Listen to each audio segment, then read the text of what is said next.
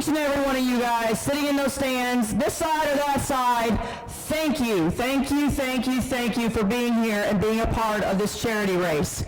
This is Racin. Everybody loves to come to the race. The drivers are here to put on a good show. They've already done a couple good shows for you already tonight, and I'm sure this one's even going to be a little more exciting.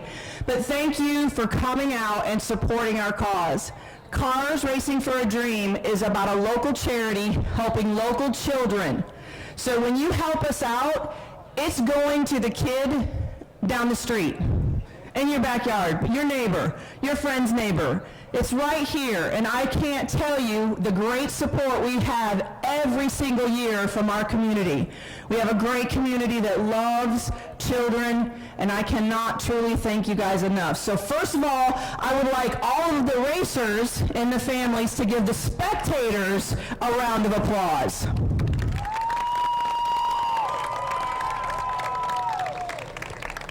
And of course, none of this would happen without Miss Colette and Rex hosting this for us and letting us come here and be a part of this incredible racetrack. There's a lot of history here, a lot of memories here. I have my most cherished racing memories here, so I thank you from the bottom of our hearts for allowing us to be here. So thank you. So I'm going to talk to you real quick. I'm going to introduce our kids and our families, why we are here. This is why we're here. This is why your racers are out here busting their humps, getting on this track this weekend to be able to race for you. Every class out here deserves a huge, huge gratitude, applause, everything, because it is hard work to get these things ready. So let's give all the racers, all the crews, let's give them a round of applause for all the work and effort they put into this. So thank you guys so much. All right, Miss April, you want to, where's Miss April? You know what, I'm going to leave you to last. I'm going to bring over Miss Ashley. Ashley, can you come over here? Ashley is Bo's mother. If you've been watching on Facebook or our website, this is little Bo right here. He just had his second transplant, and his little sister, hopping and running like a bunny over here, was who helped him with his leukemia, the first transplant. But Bo unfortunately rejected it a little bit. So he had a new donor this time, but as you can see, he's doing well. He's out here having a great time, watching you guys driving around in a circle, so thank you so much. His whole family's here supporting him. Boy, brave like Bo. This kid's brave. He has smiled every single time his mom sends me a picture. No matter what he's doing, what's happening in the hospital, this kid is smiling. So I would like you, do you want to say something? No? All right, she doesn't want to say anything, but that's fine, because we love all of them. So if everybody could give Bo here a round of applause and his entire support club. Yay, Bo! Good job! All right, where's Braxton? Jessica. We heard about Braxton a couple months ago, and I got a hold of Miss Jessica, and she told me what was going on. Braxton is an 8-year-old who has a rare genetic gene mutation. Very little known, very little. Every day they're finding out something new. You can come on up here too, Bo. You stay right up here. That's a good job. You know, they're trying to figure out so many things. Every day she finds out something new. She is with her son 24/7 for his care. He's 8, cognitive skills of a 6-month-old. His skin is so frail, he has to wear certain bodysuits because of it. He sleeps in a specialized crib that we were able to help bless the family with. Just everything, but we couldn't do that without each and every one of you. So thank you from my heart, but from this family right here. This is right here. This is where your money goes. So thank you so much. Do you want to say anything, Miss Jessica? You know what? You got a parade coming up for Braxton, don't you? Yes. And we got a little bit of bad news last week. Braxton's condition is terminal. So they don't know how long they have with this special little boy. But we're going to have a parade in February. If you look up Brave Like Braxton, we'll have all the information there, and we would love to see you all. And I just wanted to say God bless you all for donating and helping, because it means the world to our family. Thank you so much. And this is Dave. He stepped in for Braxton. Braxton couldn't be here tonight because he wasn't feeling good, but Dave's his little brother. So let me see the back of your shirt. What have we got here? What's that say? Fight like Braxton. So we're going to keep fighting for Braxton. Those doctors don't know everything all the time. We'll be praying. Every one of you need to be praying for all of these kids for us. All right. Where's Miss Ashley? Sorry. All right. Miss April, we love you. And I know this is hard for her. She had the most beautiful daughter, 9-year-old little girl in the world. She was diagnosed last summer with brain cancer. And let me tell you what, if you met her, she would tell you about her Jesus. And then she was going to sing you a song about her Jesus. And right up to the end, she got up in front of her church a couple weeks before she went to be with Jesus, and she told the church, Jesus is healing me, Mom. And he did. Because now she's singing and dancing with the angels, and I'm going to tell you right now, she's up there, and she is looking down on each and every one of you tonight. Every one of you racers know that that little special angel is flying high with you tonight. So you remember that when you take that green flag, and when you get that checkered flag, no matter what, that little girl's with you. Do you want to say anything? Okay. I'd just like to thank you all for coming tonight, and I wasn't sure if I was going to make it. This is Tinley's little sister, Raylan, and on the back of her shirt, it says, tough like Tinley. And we just remember, and I remember that I can be tough like her. So thank you all for everything and for donating. You're doing it for a great cause. Thank you so much. Guys, let's let these families know how much we love and support them, and we'll be praying for each and every one of them.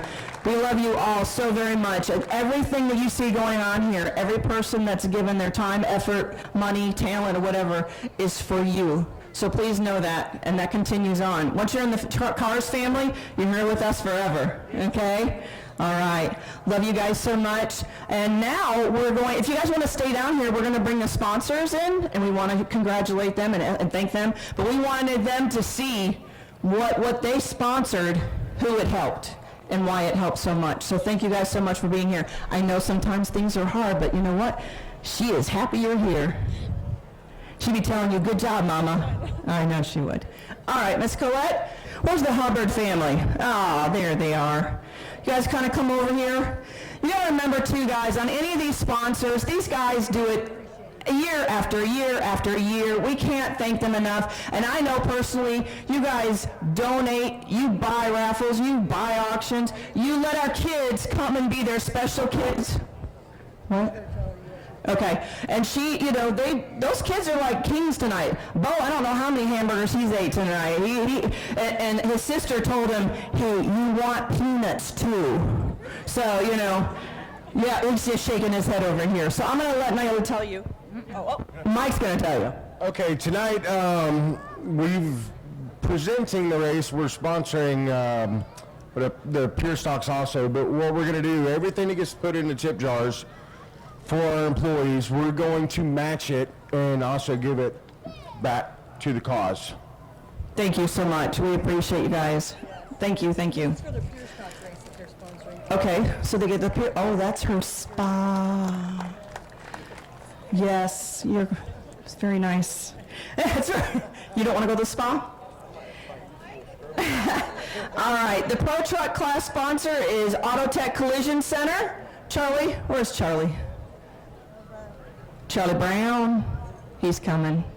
I'd sing the Charlie Brown song, but we'd have everybody leave, so I'm not going to do that. Small gift of appreciation. Yes, a very small gift of appreciation. We love you so much. Thank you so much. My pleasure, my pleasure. Love doing it. Hopefully we can be blessed and consider to help these wonderful families and other families for years to come, guys. Thank you, and thanks for everything Kim does. Obviously, Rex and Colette don't get enough credit around here, and they do a lot for the racers and obviously the families and everybody. So thanks for the fans coming out and giving everything that you guys give. We appreciate it. Love you guys. Thank y'all.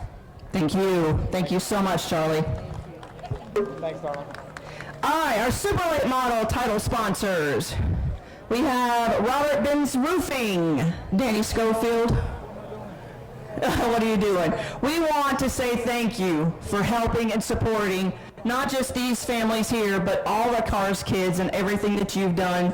We really appreciate it. It's people like you, businesses like yours that what make this possible. So thank you so much. Very small gift. Yes, a very small gift for a big heart. Smith Drywall, Florida Title and Abstract. You're Steve Smith? Yeah. What's up? Hi, how are you? Good. So we are going to present you with this little token, if you could give it to them, just to say thank you for your support, for helping us get this to happen. You guys want to say anything?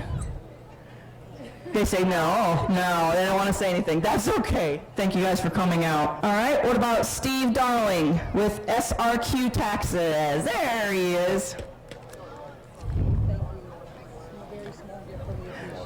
We would say thank you and I'd hand you the mic, but you know, you already talked too much. So we're just going to show you love. Thank you so much. Thanks, Steve. Crown Vic and Scrambler sponsor. Dirty Bacon Motorsports. J.R. Anderson. We appreciate you. You got two. You get two because you sponsor two. So we thank you so much. We couldn't do this without businesses and people like you, so greatly appreciate it. Once again, look at over there to your left, and that's going to tell you the difference you're making and the smiles you're creating. So thank you so much. You want to say something? Okay. We'll let you go. Thank you. All right, the AMOD sponsor, Richard Land. Yeah. Sometimes people are like, you know what, I don't need the recognition, I just want to help, and we love them. So those ones that we didn't see, thank you so much, we appreciate you. Real quick, I just want to tell, we've got a board of 10 that are all volunteers to help me do all of what we do. I can't do this by myself. As you see, we have over 60 some auction items, 30 some raffles. The girls are kicking hiney, doing the 50-50. I think it's like $1,800 now. So guys, if you want a big Christmas bonus right there, take your gamble, put $1 in. But we've got Dave Colpert, he's one of our members right there. Mike Morris, Ricky Short, they're members. Stacy Martin, she's in the back over there. Missy Morris is in there. Don Morris is, Bear is back there. So we have a lot of our people that help us. Every month we have meetings, you know, guys, we're an open book. We just want to help kids, and we couldn't do it without your support and your love. So thank you so much. You're probably tired of hearing me talk, so we want to get this race going. We got more racing to go. You guys ready for some more racing? Yeah? All right. Good luck to everyone. First 9 features tonight as the lights are down around the Speedway. We got Russell Bush in the 1 car, Kendall Wheeler in the 22, Jerry Franklin in the 7, Carson Holt in the 51, Lila Fuller in the 57, Daisy Fuller, her sister, her older sister, in the 12, Jay Scalatolo and Tegan Briggs in the 53. And we're under green flag up front. 10 mini cups heading down into turn number 1. Russell Bush with it. There goes one of the Fullers. I believe that's Lila Fuller going around. She's going the wrong way. I hope they throw the caution. And thankfully they do. Right out. Boy, that's what I was worried about, Steve. These guys all funnel down, guys and gals, I should say, funnel down into turn number 1. Is your top 2 rows. And Russell Bush in that 1 car, kind of the veteran leader of this division, been out there for a while. Ian, it's a good place to start, like you said, Steve, but they do have some veterans out there as well. Yeah, absolutely. I believe the green flag is going to come back out right now. Green flag is in the air. Wheeler on the outside, Bush on the inside, very wide on the second row on back. Lily Fuller trying to make that move again, and that time it stuck. Move her up to battle for the 3rd position. A lot of scrambling here towards the back of the field. There's still 3 wide back there. And it will be the one of Russell Bush who's going to show us to the line, the lead line number 1. After safely making it this time. As we get the field spread out just a little bit, but you can see these cars are up to speed, ripping around this little speedway. Absolutely. Russell Bush out front. Kendall Wheeler, Tyler Akers, Lily Fuller, Daisy Fuller. Contact with, I believe, Carson Holt and Lily Farmery. Carson Holt in the 51, one of our younger drivers. Look at Up front, Ryan, we got a passer lead. Kendall Wheeler on the inside, Russell Bush on the outside. Tyler Akers said, hey, let me take a look at that move as well. Yeah, that's zero coming from the back of the field. Bush going low and around goes a couple of cars off turn before. One of those, that is the, I believe, the 88 Lily Fairman, I believe, and another car involved as well. Just a snap spin and almost did what we like to call a grip flip over there. Car got up on two wheels for a brief moment. Yeah, the 51 and the 88 had contact on the previous lap, but I'm not sure if there was any contact there, if the 88 just came around from underneath her. She's one of our young drivers. She's had a lot of success so far in that 88. Single file restart. Now the first quote-unquote restart is a double file. So complete restart, now with 3 laps complete. Single file restarts from here on out to try to prevent any unnecessary calamities out there. And Kendall Wheeler does have a little bit of a gap there. Let's see if they'll let this fly. The green flag does come out. Pretty strung out restart, but we are back underway. And here comes that zero machine coming from the back of the field, started 10th on the grid. And now back for a speed. He's on the top spot.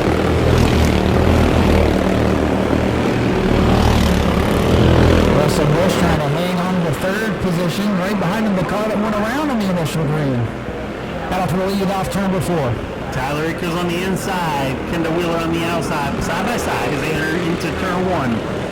Akers with the advantage down low, the shortest way around Auburndale field. Oh, man. Inside, and Kendall Wheeler giving it all that time by. Wheeler got big time sideways off turn number 2. Not sure how that machine didn't go around, but we continue under green, and a good lead for the zero. Akers starting to open up. Yeah, I'm sure her eyes may have got bigger that time. She's doing it, giving all she can to try to stay within. She probably felt that light feeling coming off the corner and just wondering if it was going to come back down, and luckily it stuck. Good battle heating up for the 4th position. Now that red 53 car getting into the mix as they head down into turn number 1. And, big moment here in 2. And another big save in turn 2. Yeah, Lily Fuller, she's able to hold on to it. Jerry Franklin pulls the number 7 car to the infield. Out front, Tyler Akers continues to show the way in the 0. Kendall Wheeler 2nd. Russell Bush 3rd. Daisy Fuller, I believe, is 4th. Tegan Briggs 5th. Lila Fuller, Carson Holt, and Lily Farmery rounds out the field. And the top 3 starting to break away. Pretty big gap between 2nd and 3rd, as a matter of fact. That's zero. Tyler Akers from the back of the pack starting to catch the number 91 machine to put him a lap down. 10 laps completed, a third of the way done in this first race of the day.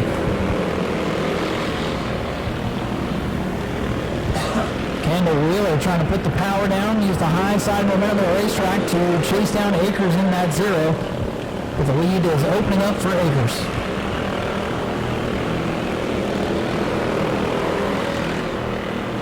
Still no change among the top 3. So Akers, Wheeler, and Bush. Is in that number 91 machine falling backwards on the outside. Wheeler maybe starting to close the gap just a bit as they go down the back straightaway. Closing in on halfway, actually. It is halfway this time by 13 complete. Yeah, Julian going to show them the cross flag, which signals halfway through, halfway down, halfway to goes. And another big moment from one car off the corner as it came off turn number 4. These cars are on edge, ladies and gentlemen, but the driver's doing a great job to hang on to them. Just a couple of minor spins. So far, so good. We've got a battle forming for 3rd right now, Ryan. Yeah, Bush trying to hang on to that 3rd position, final spot on the podium. You can see Bush losing touch with the leaders almost a straightaway behind the top 2. Lily Fuller in the 12, coming right up on his back bumper. Fuller's got a run here off turn number 2. Fuller's going to pull the inside. Fuller with a nice move. Well, Bush goes way up the track and Fuller's gone. Fuller into 3rd. Akers still out front. She's trying to continues to close the and it falls back.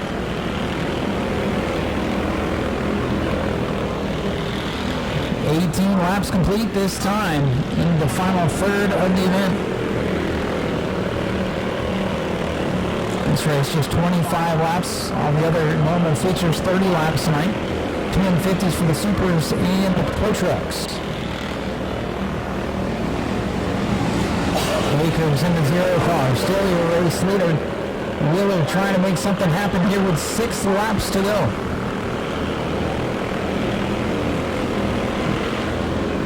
Field coming out of turn 3 and 4.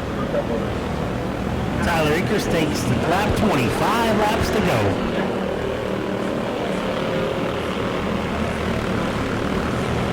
That lead is growing for Akers. Dealing with more lap traffic, going to make short work of that. This time by 21 laps complete. Akers coming from the back of the field and making it look easy.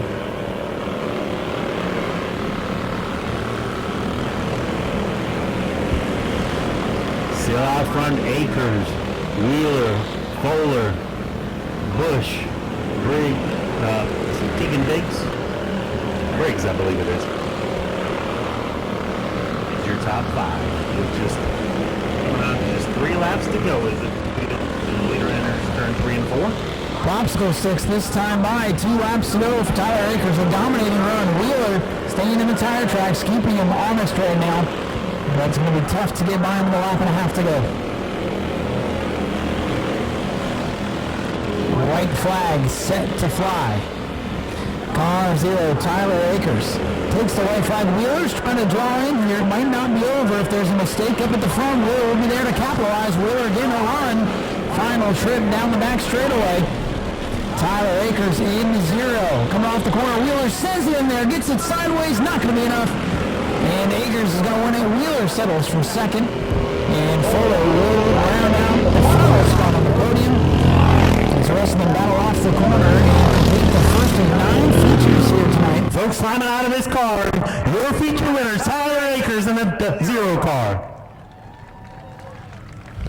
Tyler, another dominating win, back-to-back here in the mini cups. Early on, you started back mired in the field. Didn't take you long to get out front and check out. Made a good move on Kendall for the lead and never looked back. Who do you want to thank?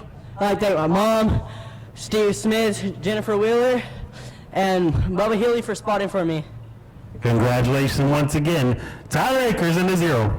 Kendall, another solid car, man. Looked good up front early on. Tyler was able to make the move to get around you, but you never gave up. We saw you digging and digging the whole time. A couple times the rear wanted to jump loose on you, but you kept going the best you can. Who do you want to thank? Well, I want to thank my parents. I want to thank you. I want to thank everybody who's here tonight for the charity race. 1 second.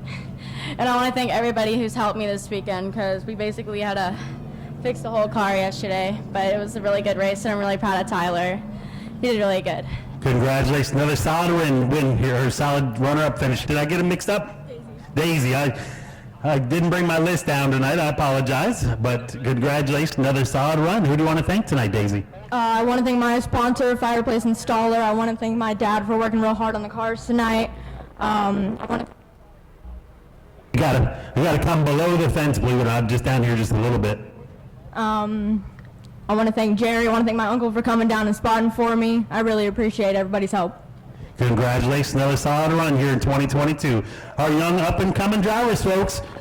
Like I said earlier, some of our model drivers, truck drivers, they started out in this class.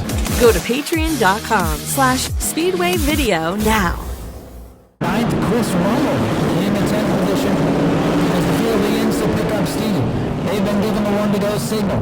They bunch up on the back straightaway. They will look for green from Julian here off turn number 4. So we're getting ready to race number 1 for the Pro Trucks and Cherry Race weekend. Green flag is in the air. Brown on the inside, McDuffie on the outside. And they finally washes up the track just a little bit to the outside room. That opened the door for Mercy Clemens and took the battle for the second position. They all funneled into turn number 1 and 3 and 4. And they're going to treacherous here tonight. All the gas there louder to get back in line there. We see some action all throughout the Danny McLean trying to put the move on Chris Rummel back there for the 10th position.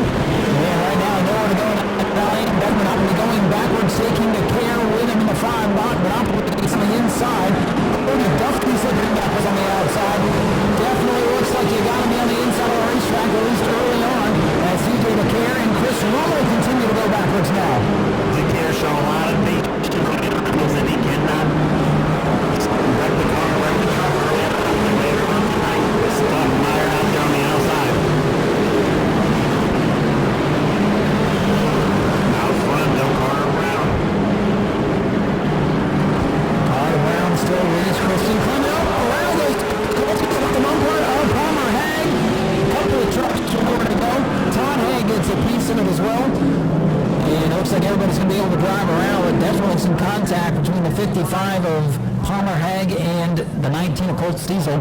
Could have been a lot worse right there in the middle of the field. Luckily, they were able to make it by with maybe just cosmetic damage. Yeah, I kind of saw exactly what you saw, Ryan, but we'll wait for the official call from the official between the 19 and the 55. I don't think Colts Diesel's too happy about it as he tried to show a little displeasure coming off the corner. It looks like a roller left front damage on that 19 machine for Colts Diesel. They need to go to the rear. So now they got to get everybody where they're supposed to be. Get ready for the restart. Julian gives them the one to go. Next time by, we'll find out 45 laps remaining. If you're listening to us on track 2, the field's making their way into turn 3. We'll go green on the exit of turn 4 here. Green flag is in the air. Brown on the inside, McDuffie on the outside once again. They door bang a little bit, but side by side as they exit turn 4. It's a drag race down the back stretch for the first 3 rows, 4 rows, 5 rows. And Julian gives the field the most enthusiastic green flag you've ever seen. And Brown and McDuffie go at it. So maybe the outside group starting to come in just a little bit now. Gorham slipping back a couple of spots. But it is side by side for the lead. Brown on the inside, McDuffie 25 outside. Up by hand, hold on to the top spot. Absolutely. That restart there for Daniel McLean did not work out outside 4th row as he gets pinched in a wall by Beckham Monopoly there. Boy, Chris Rummel and Maria Martin's going down through the dirt in turn 3 for a moment. They keep it going in the direction. George Long, the third, trying to fall back in line. That outside groove looks like it'll work for about a lap or so, Steve. Then you got to get to the bottom or you'll be freight train. Field getting single file. Some overtime. Jeffrey getting the 45. Maybe a little help from J.R. Garcia in the 13, but he's able to gather back up. Jeffrey Wright, a young driver with a lot of experience. Anybody else they might have gone around off the bumper. And now we got trouble off 2-1 call with a huge plume of smoke. Can't tell who it is to all the smoke. It's Colt Season with 19 who comes up in full of leaders. Come out. And the field scrambles on the back straightaway and they all make it through. Colt Season shot up out of the infield. And thank goodness we hadn't done a few more laps or he would have been right in the leader's hood. Beautiful looking ride. He always has sharp looking trucks. Definitely had a tough go at it early on here in this first 50-lap feature. Then we're 10 laps in. If you're watching our scoreboard is helping us with the map tonight. Maybe getting all the good out of it in race number 2. We'll see if there's any strategy involved as we go deeper into the night. We don't want to hear my daughter say truck. We won't put $1 in the swear jar. Oh no. Struggles with that one there. Well, we'll keep that one. We'll keep that off air. Ready to go back green. Julian sends him back underway. They scramble mid-pack in. It is Brown up on an inside lane, getting away with the race lead off turn number 2. Brown the 11. The roof truck way up high. Tyler Boykin, I believe, in the 83. They're going to wait. And they're going to call the 11 of Brown jump the restart. So they will shut the field back down. That's going to say Boykin in the 83. What happened to it was up there on the Ross Chastain group. And it's not really where you want to be. No, and it's going to be good to have another restart there for Kristen Clemens on the outside. She needed an opportunity to fire as quick as Carter Brown, and then she had a bumper full of Chase King there. So essentially come out with fresh tires. Yeah, if he's able to continue on in the race, surely he'd like to get back out, but if not, you can come back out for race number 2. You don't have to complete all of race number 1 to race later on tonight. So again, that could come into play as we get further into this thing. Field bunching back up. Looking for the green flag again. Much better restart as they come to the line. Dead even across the start-finish line. Still side by side into 1. With the advantage to Brown as they race off turn number 2. Brown in that 11 out ahead of McDuffie now as Clemens tries to hang on to that outside lane. TJ to Kiermeyer deep in the field in the 5K. Bumper tag around goes McLean in turn number 1. McLean down into the infield. He stays green for the moment. The late 21 machine stuck on the bottom of the racetrack. Hay shuts down the back straightaway. Caution is out. Caution out for the 21 truck. I don't may have been a Corey in effect there with the 88 and the 5K behind him. Folks, one of the most energetic flagmen you see here in the state of Florida. 31 years still in the flag center, still very energetic. I can't tell you how many times I've missed something in turn 1 on a restart because I'm watching Julian. Once again, front row. Carter Brown in the inside. Green flag in the air. Way outside by a nose. He's going to try trying to use that outside momentum. See if he puts a bumper out in front for the moment. The shortest way up.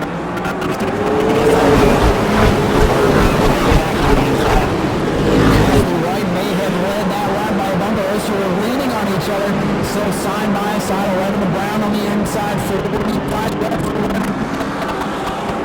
Come on, Devin, once again. Cold Caesar in the mix. Oh, Becca Monopoly's got trouble. She shoots out on the middle of the field. Monopoly in trouble on the 59. Contenders are already in trouble, Steve. Yeah, she just turned left in front of the field, or the back half of the field there. Carter Brown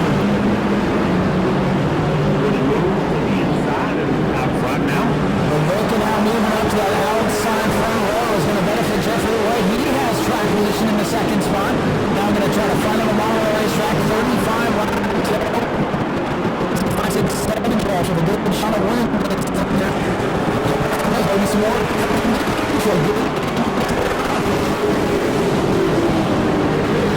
George Brown, the third kick to the outside groove, losing a handful of positions. Going backwards now is the 10 machine.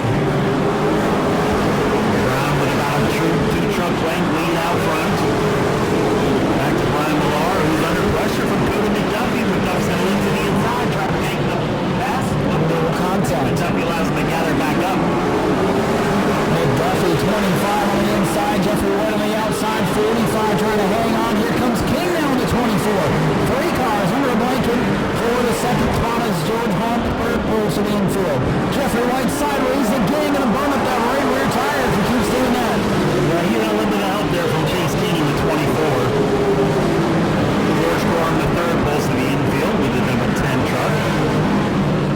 Well, these truckers are racing hard throughout the field. Jeffrey White second a couple laps ago, ran a couple of laps, and now gets drop kicked to the 5th position. Garcia gets by.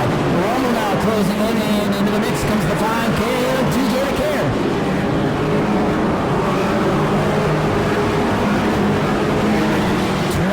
Circles remain. Carter Brown's pulling out the largest lead we've seen all day, but it's the longest green flag run we've had all day. Yeah, I think the drivers decided that this is time to do what we call long laps. Get some green flag runs going here. Get some laps off the scoreboard. That'll settle in and get to the end before we can make something happen. Lap traffic, Maresca ahead in the 114 machine. Brown to the inside. McDuffie couldn't use all the racetrack. That's going to stall him out a little bit. Although McDuffie able to close it down to about 2-3 car lengths down on the back straightaway.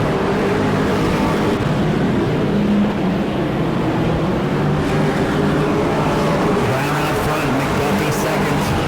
About 10 truck lengths back to Chase King in the third position. Dale Garcia. Jeffrey White, Chris Rummel. Halfway through this time by 25 down, 25 to go, Ryan. Just like that, the first half of the race is complete. And it has been all Carter Brown at the front of the field. A couple of drivers put the bumper in front for a moment, but Brown is the man to beat. McDuffie second, King third. No real surprises there, but can anybody go up there and challenge that one? Here comes Garcia to the inside. Garcia going to move to the inside of Chase King in turn 3, battling for third, side by side down the straightaway. King hangs on the spot for now. Garcia in the orange 13 that ascended to the inside. Still deadlocked, battle for third, best one on the racetrack. Absolutely, Garcia inside, King outside. Side by side as he breaks down the front straight. Something's going on with the 5K TJ DeCare. Something broke on the 4K off turn number 2 that last time. And now pile up there the front straightaway. Blake Clouser and Maresca in the 14 get together. Again, nowhere to hide for this lap traffic, and it looked like the 14 came up across the 53. Now Garcia's gone around in turn 3. Calamity on the racetrack. Something broke on the 5K off turn number 2 that last time. And now pile up there the front straightaway.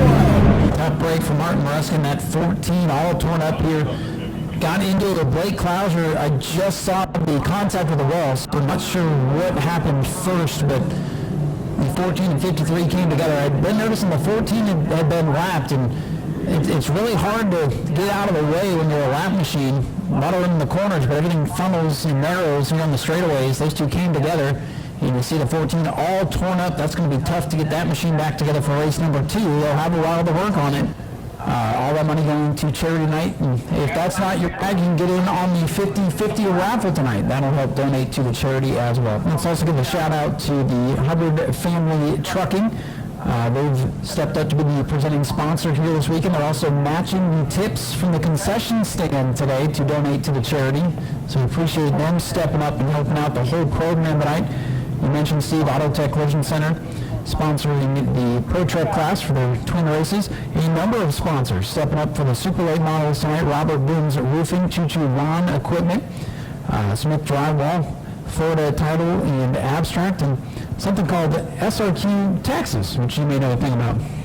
Yeah, absolutely. It's always exciting to jump on board and help out with the charity event. And I was thinking I need to get on your podcast. Well, the good news is we have some openings, so we can definitely talk. So Carter Brown out front, Cody McDuffie second, J.R. Garcia, Chase King, Jeffrey White in the 5th position. We'll see if they shake up at all here with the choose cone. So this field's starting to thin out a little bit. They've got the Mariska machine up on the hook. And we'll see if anybody else is able to rejoin the race. At this point, though, Steve, I think if you've lost a couple of laps, you're probably better off trying your luck for race number 2. Yeah, save your tires, save your equipment, come back out with less laps on your tires and say, you know, the leaders right now. Trying to make something happen, get some track position, but has not been the preferred groove at all. Colt Cecil came back out for a moment, and he's thinking better of it. I think he's going to pull the infield as we get ready to go green. He's had a couple of altercations here tonight. He might be better off for race number 2. Here we go. Field going to come to green with 22 laps to go. Green flag. Garcia outside, Brown inside, side by side, down the backstretch. Oh, they're stacking up the field, open the door for McDuffie to get inside of Carter Brown, put the nose out front and claims the lead. Cody McDuffie in the 25. Carter Brown trying to do the crossover, but couldn't get it down low enough. Everybody got checked up coming off turn number 2 of Auburndale. Cody McDuffie able to squeak to the inside, and for the first time tonight, somebody other than the 11 is leading this field all by himself at the front. Brown slipped back to second, now on the attack, trying to get back by the 25 of McDuffie. And Chris Roll now side by side for third. A lot of hard racing throughout the field. In the third position to Garcia, about a half a truck length. He now clears the 52 Ronald. Ronald tucks into the 4th position, now under pressure from White and Clements. Jeffrey White and Chris Rommel getting together. Christian Clements thought about 3 wide. Takes better and White and Rommel go around in turn 1. Yeah, we saw it unfolding down the front stretch here, Ryan, and then I kind of was thinking it was about to happen, and I'm pretty sure you were too. Yeah, I was just going to say, you could see that coming off turn number 4, and those guys were racing hard, ran out of room. You know, these corners look pretty big, but everybody's fighting for that bottom groove. Things really narrow up going into turn number 1. The 11 of Mike Kohut. So double 11s there in race number 2, or row number 2, I'm sorry. J.R. Garcia going to restart 5th. Wilson Martin Jr. said, hey, nobody else went up there. I'll go up there. And hey, Colt Cecil's back, ladies and gentlemen. Hurry up, Colt.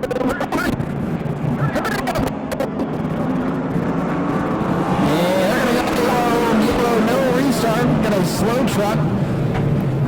Still pacing the field, and thankfully Julian was able to get the field rode back up as they're going to put the black flag out for Colt Cecil. You could tell they were not happy with the way he came back out on the racetrack for the leaders like that. Black flag for Colt Cecil. And he might be better off going to work on that thing for race number 2, to be honest with you. So let's try this again with 18 laps to go. McDuffie inside, Clements outside. Carter Brown, Kohut, Garcia, Martins, King, Hag. Green flag in the air. McDuffie inside.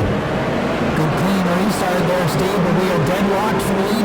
Christian Clements trying to make it happen up there. McDuffie going to hit the power. Contact between 22 and 25. They keep it straight. Bold move for Christian Clements in that 22. Trying to make something happen now. Bumper tag to the 11. Here comes Garcia inside. Garcia trying to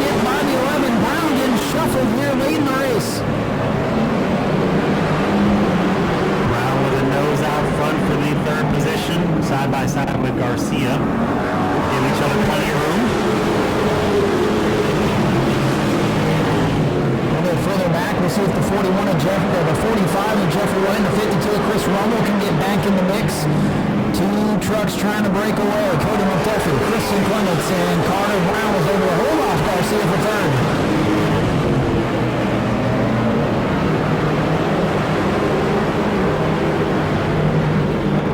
McDuffie continues to lead. Laps will wind down quickly here. Just 13 more laps to go. McDuffie starting to open up the lead. Kristen Clements did a masterful job on the outside lane to get up into that second position. Another restart or two, and she could be a threat for this thing.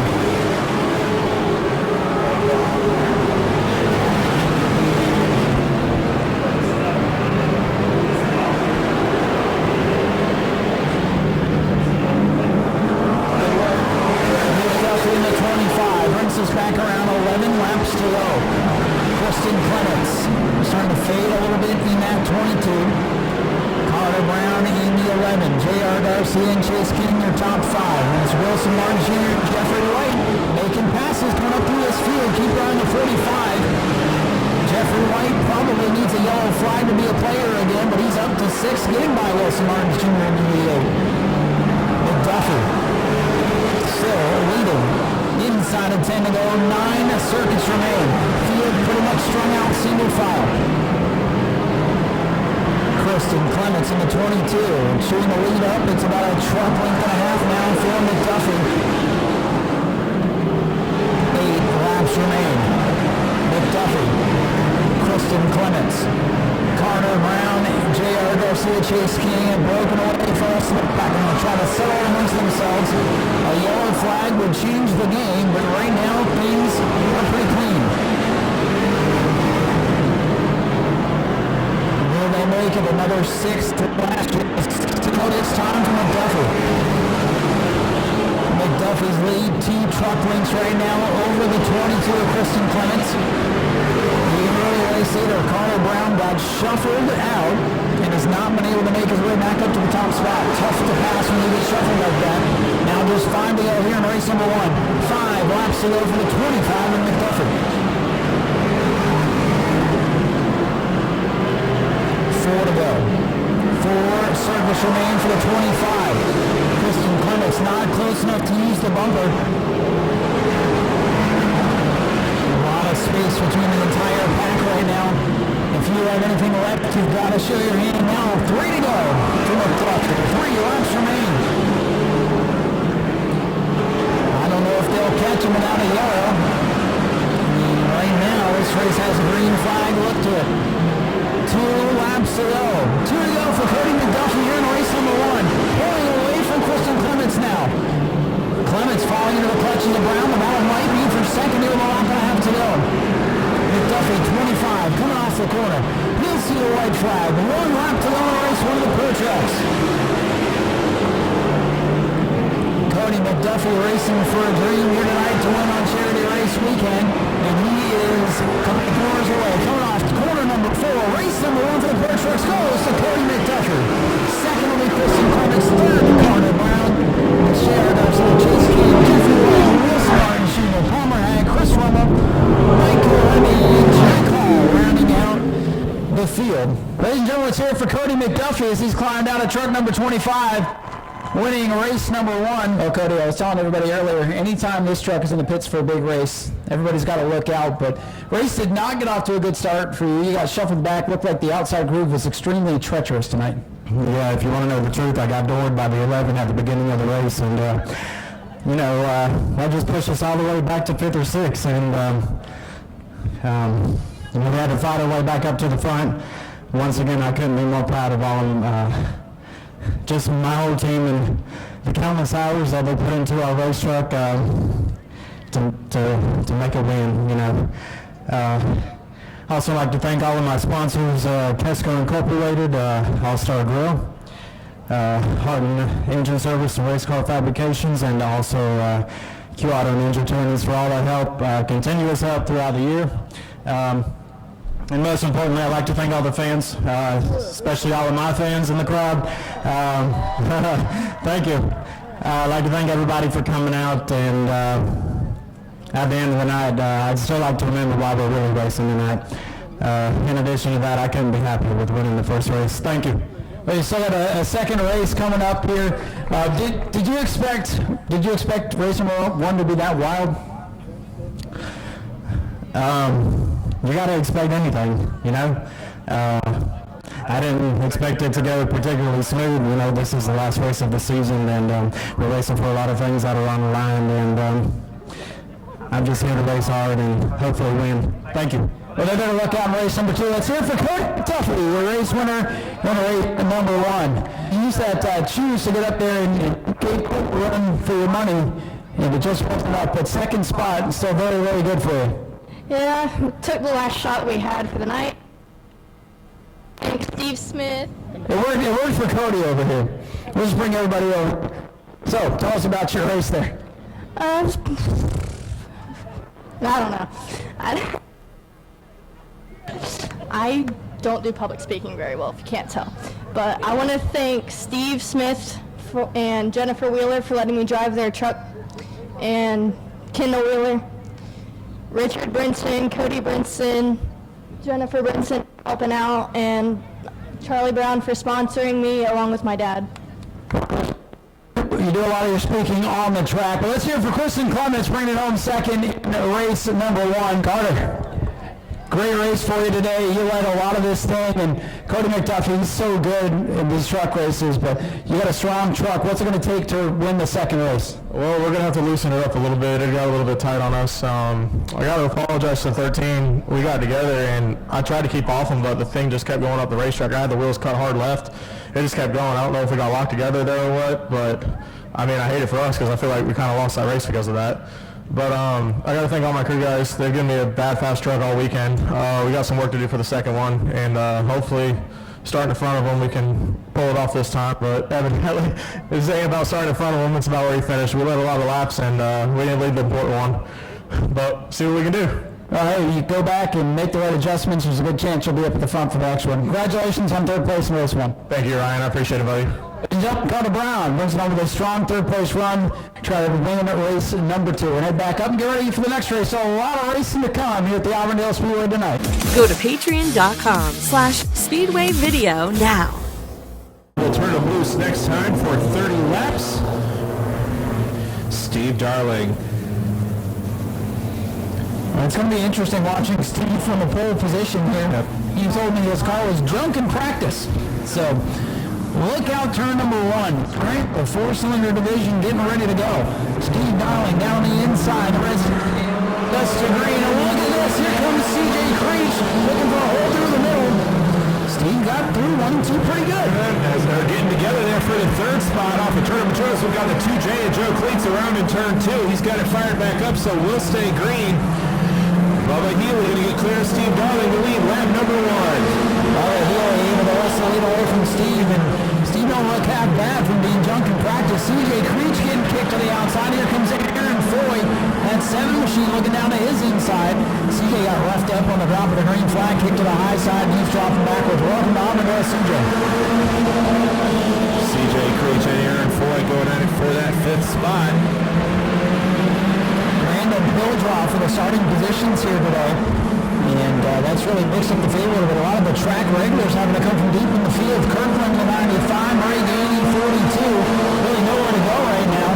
Trying to work up from the back of the field. Bubba Healy doing a heck of a job in that number 59 machine. Bubba Healy leading the race. Last time I was here, that car went to victory lane. George Gorham behind the wheel. 44, Mike Duncan from the 3rd spot. Just turned the fastest lap of the race. Comes a 16.541. He's got to work his way around the 68 of Steve Darling. Steve holding his own up there. Big Healy, so maybe Steve is just holding everybody up at this point. Steve trying to get up on the wheel and get out of town as the cream begins to rise to the top of this battle for third little contact coming off turn number 2. The 15, Zach Dees trying to get in the mix now. Zach Dees to the inside of Mike Duncan. Down to 4 contact. Pile up in turn 4. Everybody's stacking it up. Somehow, some way, everybody's still pointed in the right direction. Black over. The 44's in the fence here front straightaway. There's the yellow. Black flag is out for somebody. Kirkland is torn up. Dees is torn up in turn 1 and 2. Wow, that was like the biggest wreck I've ever seen. No one really wrecked. Yeah, I was just about to comment that somehow everyone got out of there clean, and then we saw the 44 come to a rest here on the front stretch. Dustin Kirkland, heavy damage on that Chevy Cavalier. He'll take that car back behind the wall. It's already been a wild one. I mean, some nights you go out to a racetrack and you only get 3 features, and we're definitely getting our money's worth here on this charity race weekend. Again, we talked about the little bit different format this week, and well, there is plenty for you. There goes the 44 up on the rollback. They'll get in back pit side, and from up here, it doesn't look that bad, but it obviously did some damage to the suspension. You know, a lot of these front-wheel drive cars, the CV axle is a bit of a weak spot, so they take a hard right front hit, or left front hit for that matter. You can bust that constant velocity joint, and then you've got no drive. Trying to win that championship here tonight. The one machine, Bob Durham, is 5th. Aaron Foy in the 6th position in that yellow 7. James Matthews in 25 is 7th. CJ Creech will move up to 8th. And then some sorting out to go through the rest of the field. A number of those drivers hit the pit area, so we'll sort that out. We'll put the cone out there. We'll try to get back to racing here in just a moment. That's the 96 of Jimmy McLeod coming to a stop there in the infield. I'm used to seeing that car over at Showtime with Cody Holly at the wheel, but Jimmy McLeod running it tonight. And Ryan Walters has been in that machine as well. Huge lead, and that's going to shuffle Steve Darling back to the 3rd position. He'll be right there in the middle of it as they go into turn 1. 24 laps to go, so 6 complete. So a long way to go for the Scramblers. And we're down to 12, so we've already lost at least 2 cars here tonight. Julian poised and ready up on the flag stand. Healy Witherington going to bring him down to the green. 24 laps remain for your Scrambler division. Green flag is out, and we are racing. Outside lane, bumper tag going into turn 1. Healy comes back down the inside, drag race down the back to the top spot. It's going to be Bubba Healy. First now will lead 3 wide deep in the back with CJ Creech down the inside. 3 wide a little bit further back in the field, Bill Witherington. Whoa! The 47 car just hammered the wall coming off turn number 4. Tough break there for that 47 car of Alan Roberts' car. Shot up out of the 2nd groove, and I mean wallop the wall as hard as we can here at Auburndale. That was a big hit for that number 47 car. I do see him moving around inside the car, so that's always a good sign after taking a big hit like that. 15 machine. Zach D is heading back pit side, so something still amiss on that ride. Yeah, that 59 car has been a hot rod regardless of who's behind the wheel of that machine. Yeah, how do you get in the drawing to race that thing? I believe first time here to Auburndale, and he's learning the hard way. Got shuffled back early. We'll see if he can race his way back up to the front. Bubba Healy, your leader, in that blue 59 down on the inside. Bill Witherington 2nd, Steve Darling 3rd, Brady Guinea in 4th.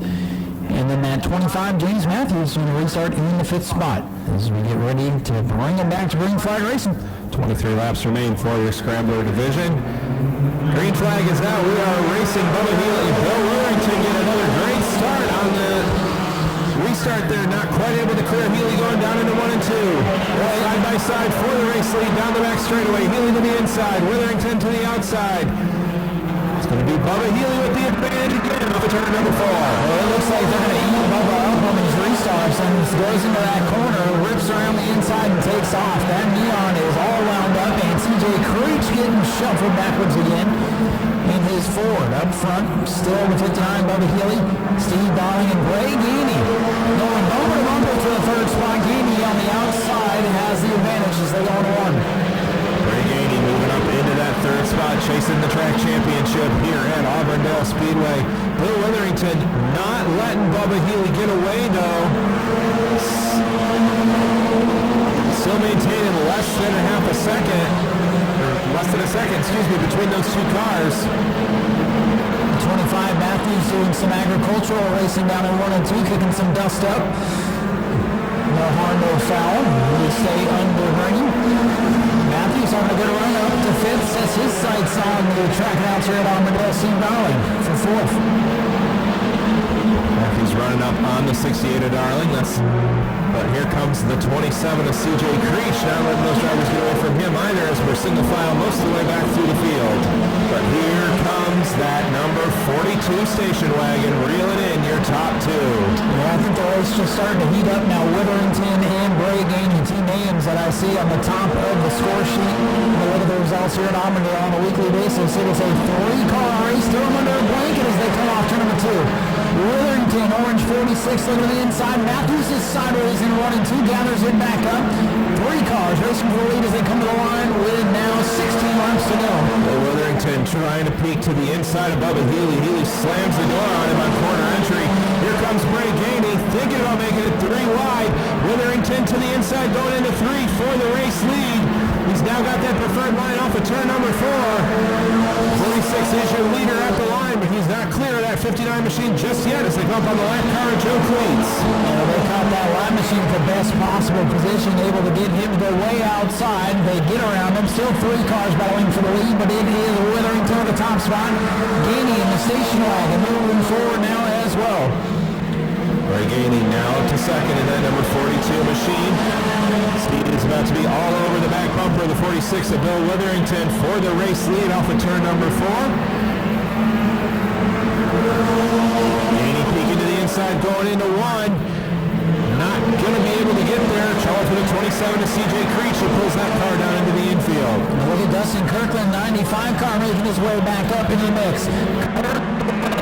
On team Darling in turn number 3. Darling kicked to the outside. Kirkland cars in the top 4 now. He's got a ways to go with only 12 laps remaining to catch the leaders. Witherington way out in front. Bill Witherington with a good lead now over the 59. Getting held up a little bit by that 59 car, so Bill Witherington, as we're approaching 10 laps to go, hoping we'll stay green the rest of the way. As he does not want those cars on his back bumper once again. 10 to go at the line this time by. Laps are winding down here for the Scramblers. Kind of a tough start for these guys. We're now getting some racing action in the field, starting to spread out. Big lead for Witherington in the 46. Bubba Healy dropped back to second. Bray Gainey starting to fall back a little bit in the 42. Trying to hang on to win that track championship. Something might be amiss on the 42. Kirkland may be able to catch him for the final spot on the podium. Yeah, the 42 of Bray Gainey definitely fallen off the pace. It was almost 0.8 of a second slower than his best lap that last time by. It's race leader now spread out and go a little further back in the field as we've got Steve Garland running in 5th and the 7F of Aaron Foy starting to reel him in for that spot. Aaron Foy going to try to get up there now for the final spot. Top 5, that may be the racetrack. We'll see if that 42 is able to hang on. Car doesn't sound all that great when it comes by the front straightaway. Witherington still leading, comes by just like that. We're down to 6 laps to go. 6 laps to go for the Scramblers. As they make their way past the lap car of Joe Cleats, it looks like it's going to be clear racetrack for the 5 remaining laps in this race. For your race leader, trouble for the one of Bob Durham. He pulls that car down into the infield. Just 5 laps to go for the 46 of Witherington. A couple of them dropping out there on that lap. 5 to go. Only a handful of cars left. Who's going to survive this Scrambler race here tonight? Battle is brewing for that 5th spot. Steve Darling's got it, but Aaron Foy and James Matthews are reeling them in. Foy peeking to the inside, down the back straightaway. Not going to be able to get there this time. Oh, here he comes. Side by side off of 4. Darling with the advantage in the high groove that time by. Aaron Foy not giving up on the inside in that yellow number 7. Oh, look at Steve rolling the top side trying to hold these guys off. Heck of a run for Steve tonight. Side by side for 5th, off of turn number 4. Foy with the position at the line, but he's not clear of that 68 machine yet. So we've got just 2 laps to go. 2 laps to go for Bill Witherington. And the 59 above the Healy looks like he's starting to make up some ground, but it might be too little too late. Yeah, too little too late with 2 to go. Aaron Foy able to wrestle 5th away from Steve Darling. White flag ready to fly for the race leader, 46 Bill Witherington. Final lap in this 30-lap shootout. Bill Witherington 46, Bubba Healy second, but you called it too little too late, Matt, as they go into 3. Bringing them through 3 and 4, and you'll see the checkered flag this time by Bill Witherington is going to win your Scrambler feature. Bubba Healy brings it home second in the 59. Bray Gainey is third in the 42. Dustin Kirkland back up to fourth in the 95. And the battle for fifth off of turn number 4. Looks like that's going to go to the 7F of Aaron Foy. Ladies and gentlemen, here he comes out of the car. Let's hear it for Bill Witherington in the 46. About the only car out here without a scratch on it. No, he's looking for one. Bill, come on over here. Microphone seems to work right here. Bill, this Scrambler division keeps getting wilder and wilder, and you had to chase down Bubba Healy. I think you're the only one that likes seeing all those cautions tonight. Man, I knew it was going to be a little crazy tonight where everybody started out, but I got hit in the right front, thought I knocked my toe out, busted my tire, but thank goodness it didn't. I got lucky and got up here and got me another one, kept it out of trouble. So, well, luckily, a little scrap there, but it wasn't too bad. Might have made the car faster. Congratulations on a great run tonight. Do you have anybody you would like to thank? just thank these fans that's been out here all year long supporting us all. Thank my wife, my son, my buddy Alan, and some kids. And this guy right here, once in a while, Troy, that helps me out. So just thank everybody that's got a hand on it. Ladies and gentlemen, let's hear for Bill Witherington, your winner of the Scramblers tonight. Now, Bubba Healy, a good run for you tonight. You got out there with a race lead. All those cautions at the beginning, is that kind of what did you in today? The car seemed to go away there towards the end. Yeah, the car started going away at the end, but something's wrong with it. It's not under full power right this second, but we still gave him a run for his money, and it was a great race. Thank all y'all fans for coming out. Y'all have a God bless night. Do you have anybody you'd like to thank tonight? I'd like to thank Danny at Bid to Win Auctions. I'd like to thank every one of y'all for coming out to watch. Ladies and gentlemen, let's hear it for Bubba Healy. He brings it home with a strong second place finish. All right, we're down here with Bray Gainey, our third place finisher. Things got a little bit wild for you at the beginning. A little bit of front end damage. You're right in the middle of that dust up. What the heck happened over there in turn 4? Yeah, there was a huge checkup and I wasn't really prepared for it. And I got into the back of Dustin and we just couldn't do nothing with it. Well, you've had a great season. I'm not here every week, but every time I see the results, you're either winning or in the podium. It's been a great year for you. I know third isn't what you wanted tonight, but overall, great season. Congratulations on that. Who would you like to thank?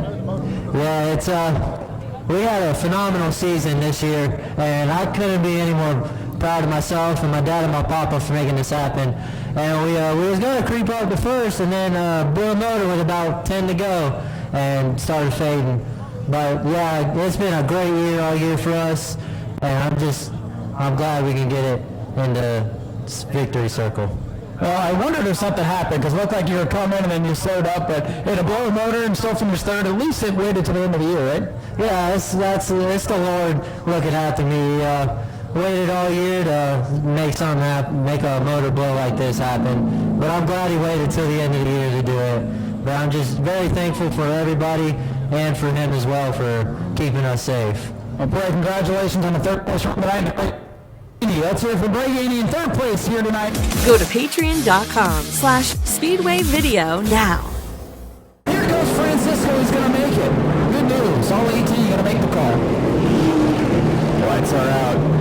Steve Dewar and Jonathan Guy going to lead the green here through turns 3 and 4. The first of 2 50-lappers for the super late models. Green flag is out and we are racing. Good start for Steve Dewar from the inside. He'll clear Jonathan Guy down into turns 1 and 2. Randy Anderson second in the number 01. Guy not giving up on that outside lane. Well, they called off the start. It wasn't a good start, so they flipped the yellow lights back on, and thankfully all the drivers were heads up, got on the motors, and we'll try it again.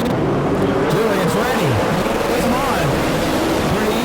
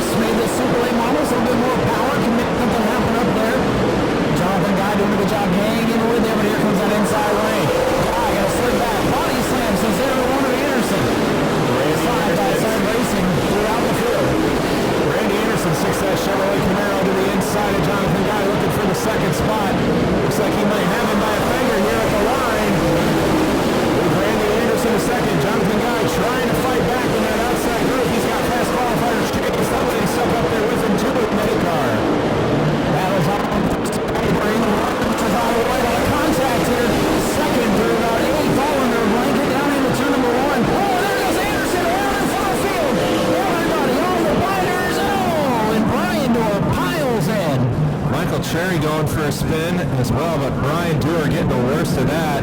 Nowhere to go through the smoke as he piles into the 07 to Randy Anderson. Looks like Michael Cherry going to drive away. And that is exactly what we were talking about, man. That is not what you want to see. The 68 of Lovelady also involved down there.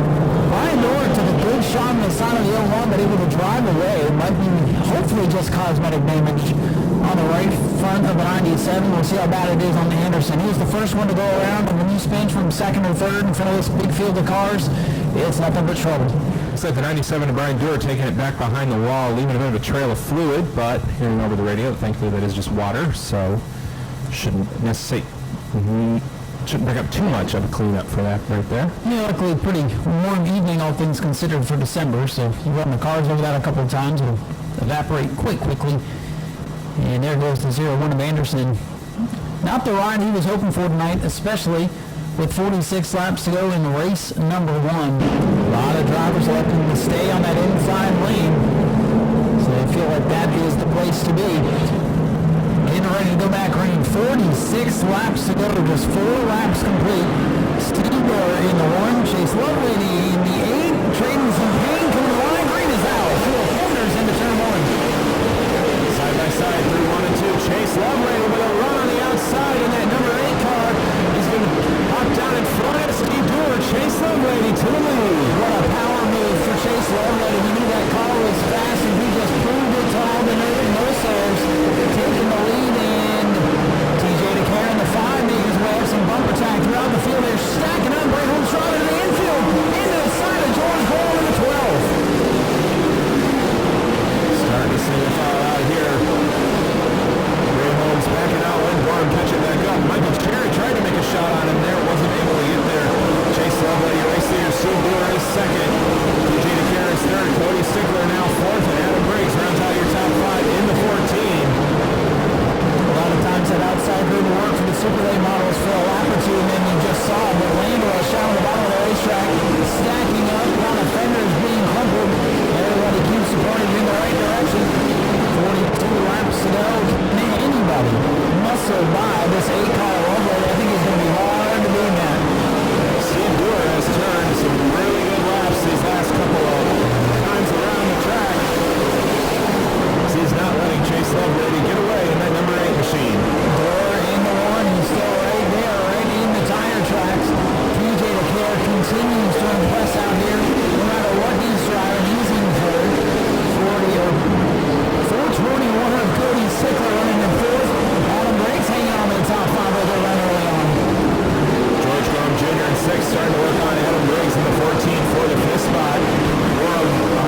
Mario Gosling's number 12 struggled earlier today in qualifying. Got a lot of work to do here to get back to the front. As he's to the inside of Briggs for the 5th spot, and he'll take it off of turn number 2. These drivers are muscle in the right through this field, but that's what you have to do with the Auburn Speedway. Nobody's just going to give you the bottom. So you got to shove your nose in there and almost lean on the other car to try to get by. You see a lot of donuts on the side of these cars, but just 13 laps complete, making 14 this time by. Gorham misses the car. He is struggling, but he's driving the wheels off that car. Trouble for the 22 of David King. That car pulls down into the infield. Chase Lovelady now up by 7/10 on the 1 of Steve Dewar. He's got a miracle youngster TJ DeCare in the 5K. Lovelady starting to pull away, going up the racetrack. Here comes DeCare. DeCare looking on the inside. Battle for second. DeCare, white and blue down the inside. Gorham, blue and green on the outside. DeCare going to take over second. Side by side still through 1 and 2. TJ DeCare on the inside. Your race leader's coming up on the left. Rocky Sampson in the 48. This could be some bad timing for TJ DeCare. Oh man, they had a penalty coming off the corner. Somehow, somewhere they get by, but DeCare gets to the side of the door. Here we go again. DeCare rockets up in the air, stacking up off turn 2. Yellow flag is out. They came up on that lap car, Rocky Sampson, at a that just got them all stacked up. That could have been a lot worse, though. Somehow, somewhere they get by, but DeCare gets to the side of the door. Here we go again. DeCare rockets up in the air, stacking up.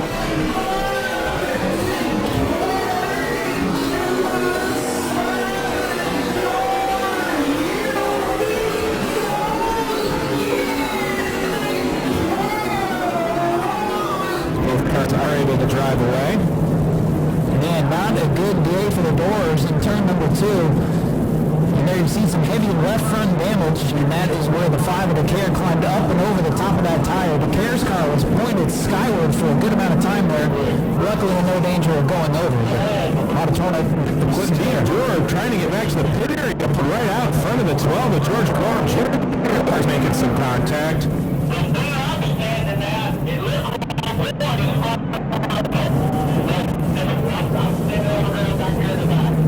George Gorham likely expressing his displeasure with that there to the one of Steve Brewer. A lot of drivers going to argue after that one. Oh, some big damage on the front of Gorham's car.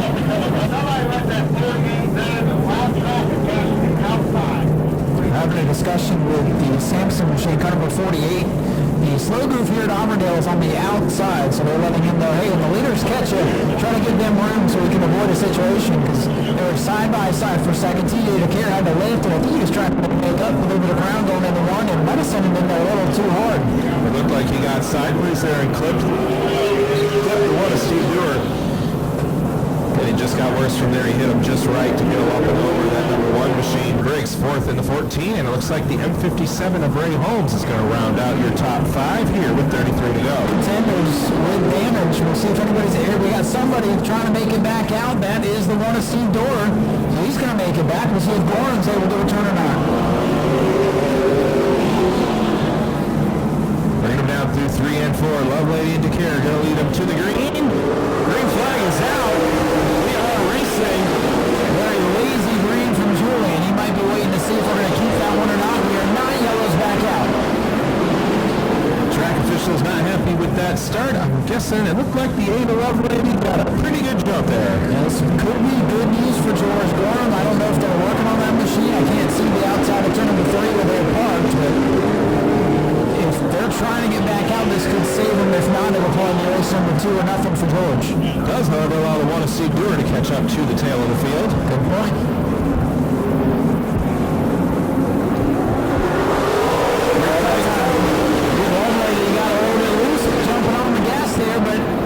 Looks like he's going to let the lead away again. Number 1, we got a car turned around. It looks like that's the 48. Yellow flag is out. Oh, look out now. Everybody's going to split him. Looks like the Red Sea over there in turn 1. Yeah, not the night for Rocky Sampson for sure. They can get that car facing the right direction and headed back around the track. Or just at least to just stop in the cross stretch. That a little premature there. Yeah, he thinks that's his spot down there.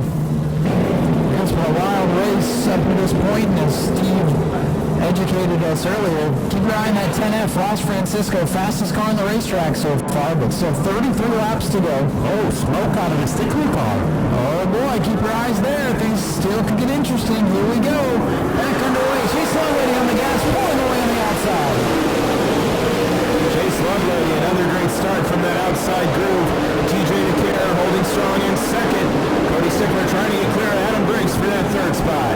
Neary quietly trying to tag the top 5 here. A lot of close corners action down this front straightaway. Field starting to get strung out.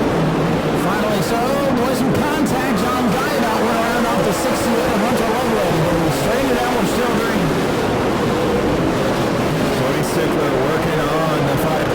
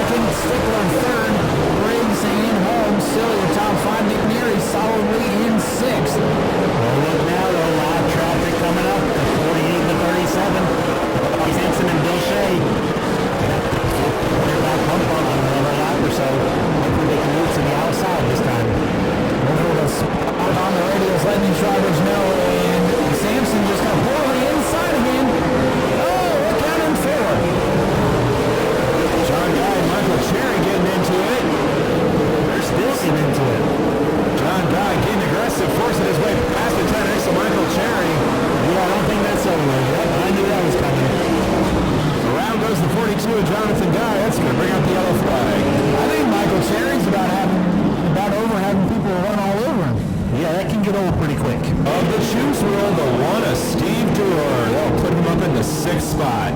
Yep, now he has that opportunity to do the choose, so move the one machine up to the outside. So we've got a stacked field here with Hunter Lovelady in the top 10 as well. Good run for the 68 car. He's not one of those quiet drivers that keeps his nose clean and knows how to salvage it in there. Well, I mean, if your brother's leading, you always kind of want to get up there and make a good showing as well. My brother was the opposite. My brother hated racing, so he came to racing here and he didn't really care except for Mr. Darnett on the wrong side of the house. We're getting ready to go back green. Julian looks the field over, waves him off, and we're back in the way. Gray Holmes with a good move jumping out of the inside, claiming that 3rd spot from Adam Briggs. TJ DeGuerre trying to get to Hunter Lovelady, but Lovelady getting clear 3-4. Everybody battling for position. How about Holmes? Week in or week out.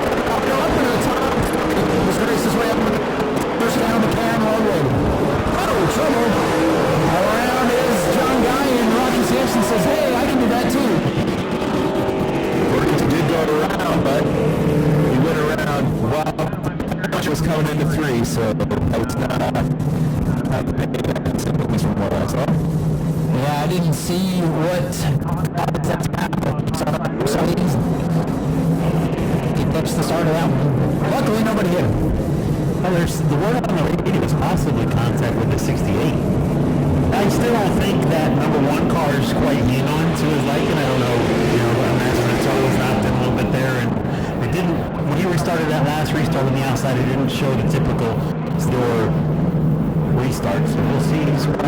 That was the best finish you can in that number 1 machine. We'll be back out for feature number 2. Green flag is out. Lovelady and DeCare side by side down to 1 and 2. Chase Lovelady once again with the advantage on that outside. Not quite able to clear TJ DeCare this time going into 3. As they come up off of 4, TJ DeCare fighting hard. Chase Lovelady, your leader at the start finish line. TJ DeCare trying to make it work on the bottom. It's a little bit tight coming off the corner. Lovelady hits the accelerator and back in the lead. Little contact between Adam Briggs and Ray Holmes for the 3rd position. Side by side for 3rd. Briggs to the inside of Brady Holmes down the back straight away. Yanks in the 14. They're side by side behind him as well. Nick Neary in the 17 and Steve Dorr in the 1. Nick Neary and Steve Dorr side by side, and you folks remember the Bill Bigley race last year. Those two came together. Neither one has forgotten about it. They couldn't race each other at the big way this year, and look at him trading paint coming off the corner. Adam Briggs now to a 3rd spot, and then number 14. The battle is for 5th. Number 17 to the inside. And he's got Steve Dorr on the outside in that number 1 car.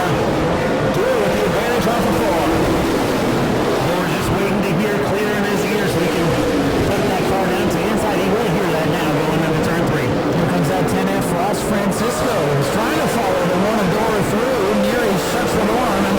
Now we're hitting single file, and boy, these laps go quickly. Just 9 laps to go for the 8-car Chase Lovelady. DeCare still sitting second. Adam Briggs, a phenomenal run up to the 3rd position. TJ DeCare a 10th quicker that last time by from the 2nd spot, but he's still got 7/10 to make up, and about to be 7 laps to do it in. Very comfortable lead right now. Finishing a lot of battles throughout the pack. And Lovelady in the 8 continues to extend the lead. Best battle right now is for 4th. Dorr going to dive to the inside of Ray Holmes. Time to get on the inside lane. A little love time there from Dorr, and Holmes hangs on the position.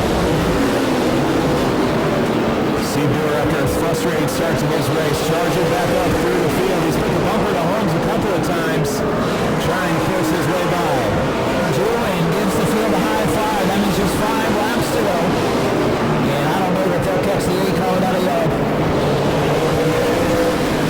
Ray Holmes let Dorr open up the inside, and Dorr put the nose in there. Ray Holmes in a pro lane mode, a little bit less horsepower. Well, it works good through those corners, and I think look at the crossover move. What a move from Ray Holmes. A Dorr going to use that horsepower advantage to take the spot. Holmes trying to shove the nose in. Gets Dorr up out of the groove. Side by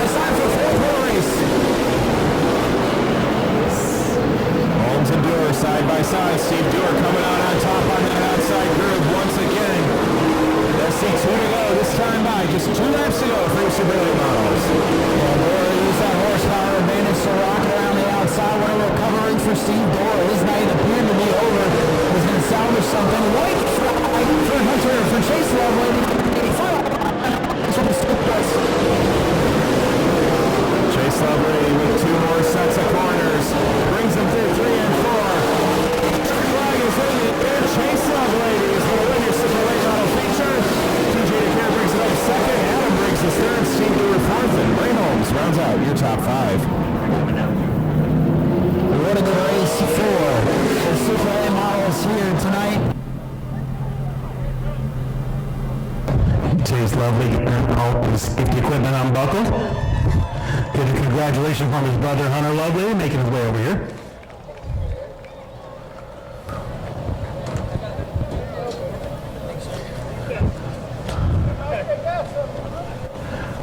Folks, climbing out of this car, your feature winner, Chase Lovelady in the number 8. Chase, car looks stout once you got that thing out front. Continue to restart on the outside. The outside was the preferred crew, would fire off on the outside perfectly for you. What's it going to take to put this thing back up here again tonight for the second feature? Luck. We had luck play our way finally. We've had 5 DNFs in a row, just random parts failures. The car's been awesome all year. Finally got a chance to show it. I got to thank all my crew for all their hard work. And glad we had a good night for once. Hopefully the second race goes the same. Congratulations. Hopefully we'll see you again later on tonight. Heck of a race for you. At one point, your car was up in the air. You're headed towards the sky. Was there any damage done to that machine in that incident? I'm not sure. I think the right front was a little bent in because I was a little tired, but other than that, I think it's pretty good. Well, what a recovery. I mean, that for a lot of people might have ended the night. But, man, you've come on strong in the slate. Just a couple of races under your belt, and every time it seems like you're up here on the podium. Congratulations on another great run. I'd like to thank all my parents, Scott, Rick, Parker, and all the sponsors. Eye on this young man right here. He's going to be TJ DeCare with a great second place run. At another solid podium finish, just a couple spots short. Going to take that thing back there and prepare for the second race, try to make up a couple of positions. Yeah, we were horrible in practice. Qualified not very good. They raced pretty good. I can't thank Travis Rowland with TRM, Wayne Smith, my dad, my mom, my wife, my grandpa, my brother, and all the grandbabies and stuff who be out here. All right, congratulations. I hope we'll see you later tonight. Go to patreon.com/Speedway video now. Start your engine! Driver, start your engine.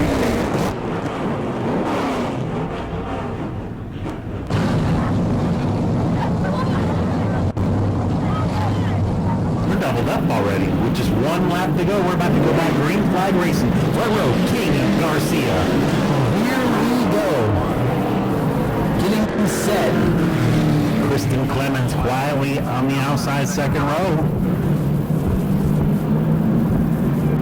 Field's bunching up as it comes into turn 3 and 4. And the green flag is in the air. Good start for Chase King on the inside in the 24. Carter Brown wobbling a little bit there. The rest of the field checks up back farther, about 54. Ag going around. Bobby Martin's road comes up. And there was a lot of bumper tag there in the middle of the pack, and there you see Hood up on the 07, and caution going to come out. Truck sitting broadside on the back straightaway. If Maria hits the brakes real hard, the Hood will go down. See? Yeah, very fortunate to have that caution come out so she can go on back there to Wilson Martin Sr. to pull the rest of the hood pins out or put 2 in. Going out already. Yeah, that'll get stuck. Choose going to come into play early on. Yeah, they were waiting to see if Todd could gather that thing back up and keep going. Restart here. And my mother used to do that to me, but she was scolding me, telling me I was grounded. With some of the longest fingers in the world, I'm sure. Oh, it was terrifying. Here we go, Chase King going to try it again. Everybody's chosen their line, and so it's going to happen now. Green flag ready to fly, 1 complete, 49 to go. We'll go back in the wait. Kristen Clemens up there on the outside of the front row. I didn't see her until I looked up. Cody McDuffie outside second row. J.R. Garcia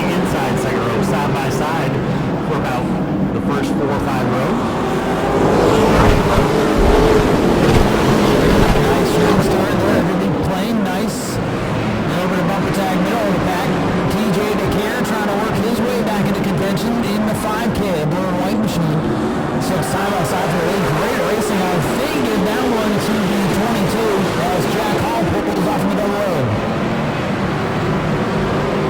A tough break for Jack Hall, and the rule is here at Auburndale Speedway, if you go down 3 laps, you cannot bring another track surface. So that may end his night if he sits there for 2 more laps. Oh, Chris Rummel just got the front bumper ripped off by Mike Kohut. Those two came together on the front stretch. Rummel dragging the front bumper. We'll have to keep an eye on the 52 up front, still side by side for the lead. Fantastic battling. Steve, it looks like that outside groove is coming in a little bit. Yeah, absolutely. And Rummel's able to keep that truck going. No, he's got trouble. He's dragging that bumper. I don't think he's got any choice but to stop. Yellow flag to come out. Now we got to figure out who's leading this thing. Yeah, we'll probably go back to the last completed lap. We'll see. That's as good as mine. So that was one of those situations where the yellow came out and the car kept going. And George Gordon III, his rough night. He's just going to stay right on the racetrack. And I believe Jack Hall going to bring the Jack Racing Double O back to the pit. So it'll be a short YouTube video about race number 2, unfortunately. J.R. Garcia, Wilson Martins Jr., Carter Brown struggling back there in 7th. You can't. It was so fast earlier. And look at that. Look who's right in the mix. TJ DeCare, Palmer Haig, and Daniel McLean going to round out the top 10. 45 laps to go for the truckers as they come off the corner back in the way.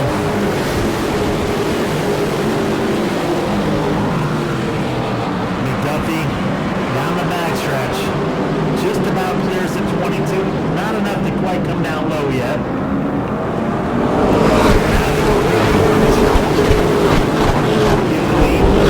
Cody McDuffie side by side for second. Kristen Clements, Jeffrey White, Chase King. And Coach Cecil was thinking 3 wide on the back straightaway, think the better of it. And then Travis Rowland prepared number 19 machine. Martin Jr. started up near the front, 6th on the restart, sliding backwards on the outside. So if you can't make it work for a lap or 2, you've got to get down. And Martins is getting freight train right now. And looking up front, it's Cody McDuffie showing the way. George Warren Jr. or George Warren III is going to shut it down, take the 10G to the inside, infield. Out front. McDuffie picking up right where he left off in race number 1. Yeah, when I saw him go to the outside, if he could get the lead, I knew it was going to be tough. But we got a long way to go, and I'm sure the bumpers are going to come into play before this is all said and done. Kristen Clements, though, do not count out that black number 22 machine. She is driving a heck of a race today. TJ DeCare shuts down the back straightaway. Yeah, he was just off the pace right there. The truck definitely slowed. Danny McLean almost turned him. Not sure what was going on with the 21. That may be the night, the end of the, at least this race for TJ DeCare. We'll see him later on in the Super late model race number 2. Well, he'll turn the sights now to the late models. This is not going to be what he wanted, a perennial contender having a bad run. It's been a tough day for the Gorhams as well. Truck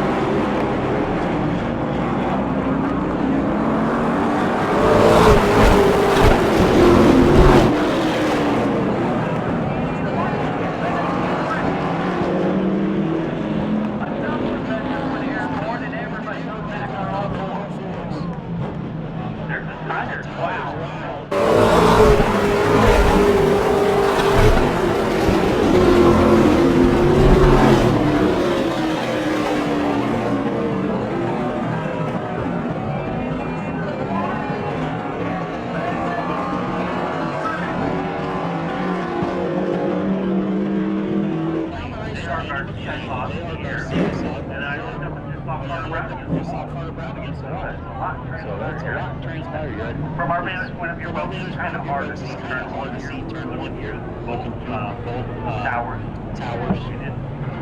I did see what transpired down the front stretch. He's headed out there to see what he can find out. He's going to report back to us here.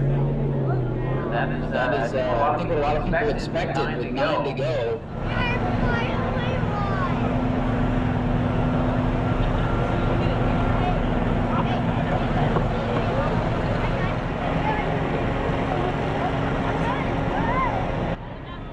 We've got the 22 of Kristen Clemens back to Monopoly. Blake Klauser, Mike Kova, Todd Hag.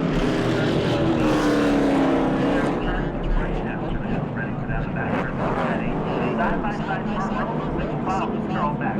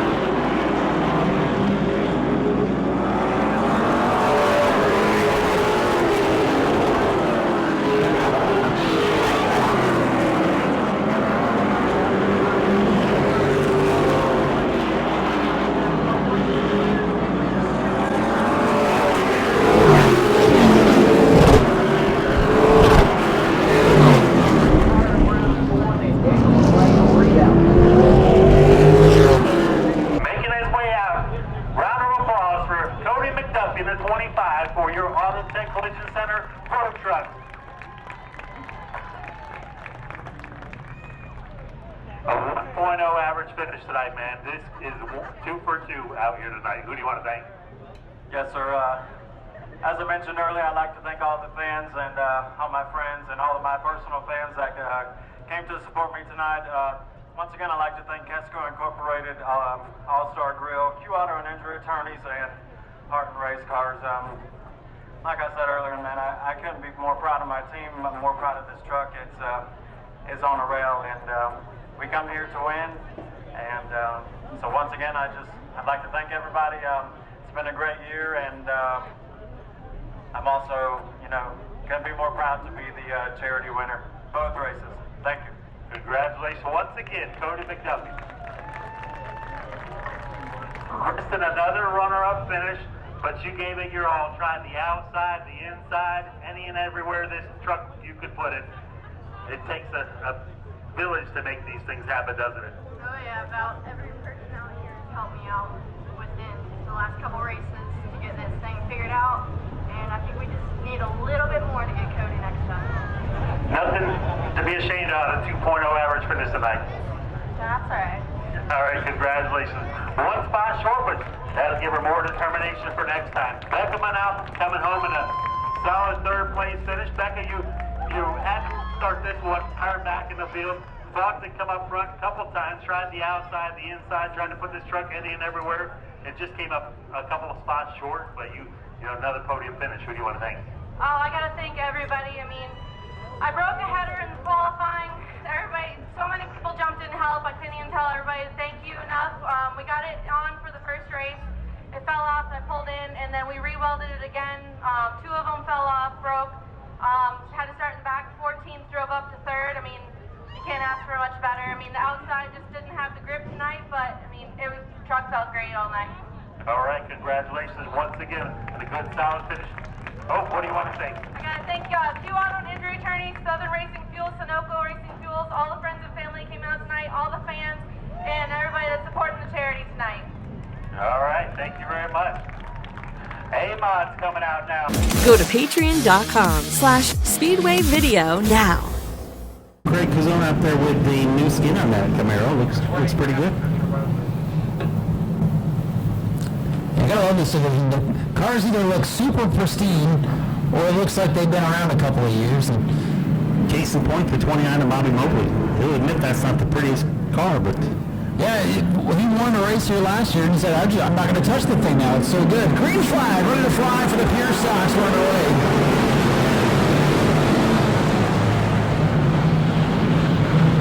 Nice clean start and oh boy, bunching up on the back straightaway. Oh, Arca brakes on the back. Well, folks, that is lesson 101 on how not to start a race. And that's, yeah, a lot of debris on the back straightaway, a lot of hard hits back there.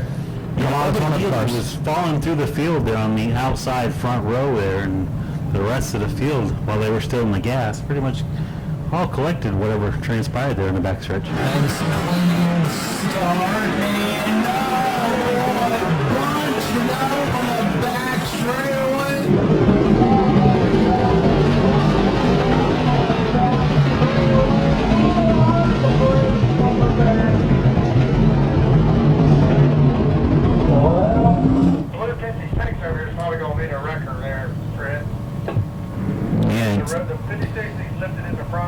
It sounds like 56. James Wright was involved in that. That was one of the drivers we had our eyes on. Yeah, he's waving to the fans as he came down the front straightaway. That door is just hanging on for dear life.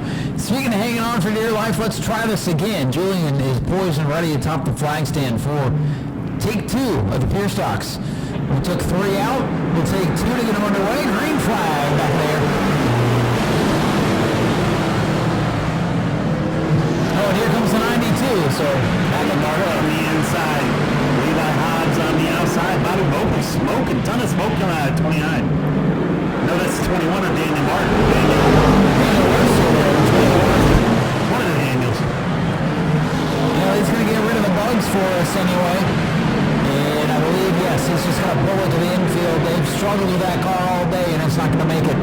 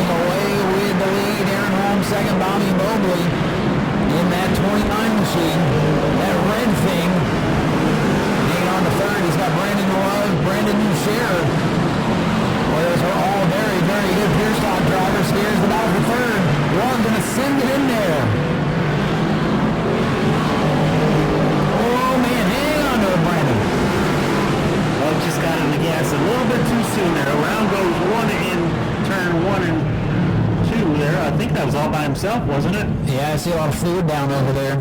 I believe that's the 03. They disappear kind of behind the door of the tower, and I believe a lot of fluid down. That's not what you want to see. Hopefully it's just water. He unfortunately gave all of his fluid and spun out in it. Yeah, no, he's rolling out. Most of the fluid is out of the racing groove, so... It's kind of surprising with the amount of stuff laid down in 1 and 2 that car's able to drive away, but I guess it's a good sign.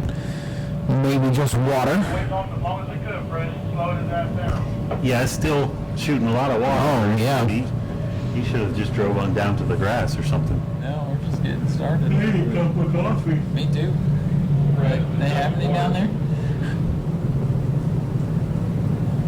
Yeah, it's just water. I'm pretty that way. It makes all the way down. You know, every time I come here, I think he's in a different race car, but he's always at the front of the field. That's what I told Firestein last week, Jeff Firestein. I said, if I kept track of the amount of cars you've raced in your career, there's got to be hundreds. Some guys just like to race and they'll race anything, just like Webster. Here we go, green flag, back in the air for Keyzone and Mobley. Brandon Love shows it in there in the 4. Gonna put a mark on the right side of that Camaro.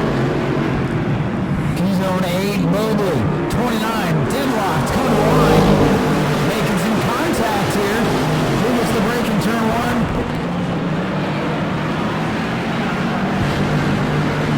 Out front for zone, side by side for a second, 23 of Bones. Outside hit Mobley. Love loose on the exit of turn 4 again. Levi Hobbs in the 04. Running out there in the 6th position. I believe, if I'm not mistaken, now it's one of the old Martin's cars that the 04 Hobbs has. A lot of these cars have traded ownership since the last time I've been here. Oh, the 23 Sequoia gets sideways off the corner, keeps it going. Keyzone's lead, it's not as anymore because here comes old Bones Duchère right to that bumper. Brandon Duchère right there now. Bones with the fastest car on the track right now. Stuck back in that 2nd position, putting all kinds of pressure on Craig Keyzone. Well, it's a good thing they let them have those bars on the front end because they use every inch of them. And around to the Sequoia again to keep it going and stay green. That's what you like to see. Absolutely. Good battle for the lead, good battle for 3rd. Brandon Love all over the back bumper, the 29 of Mobley. Mobley hangs onto the spot. Keyzone hangs on to the lead with Bones really pushing on him off the corner. They're dancing on each other down the front.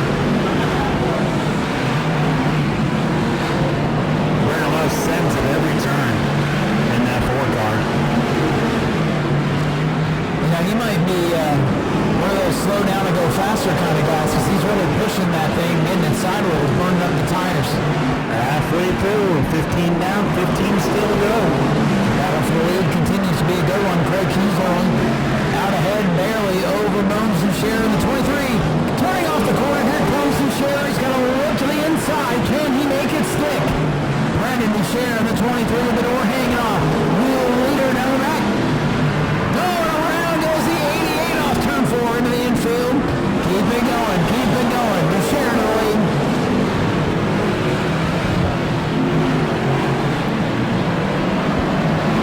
That 88 machine, Cody Martin, going to continue on, and we stay green. Leaders in some traffic. Oh no! Around goes the 23 again, right in front of the leaders, and disappears behind the fence there. Literally, Steve, if I did not see that car go around, I'd have no idea there was a car over there. Certainly. Folks, please stay away from the fence, back away from the fence down there.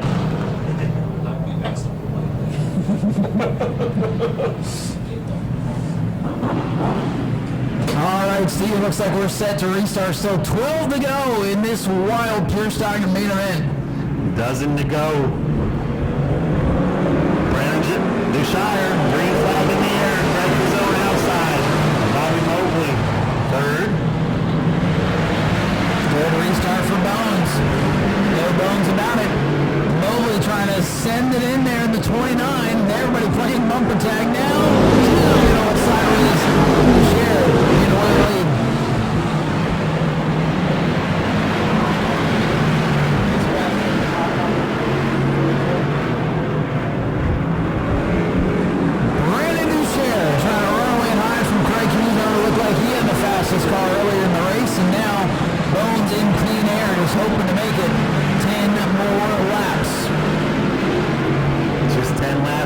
United, Bones out front by about 7/10 of a second. Greg Zone, Bobby Mobley, Levi Howes, Brandon Love, Dakota Wise with a good run. Socek slow down the backstretch there. Looking for 4-0-4 here, Steve offer 4. They about went around, and they keep it going. I don't know if they're going to catch Bones at this point.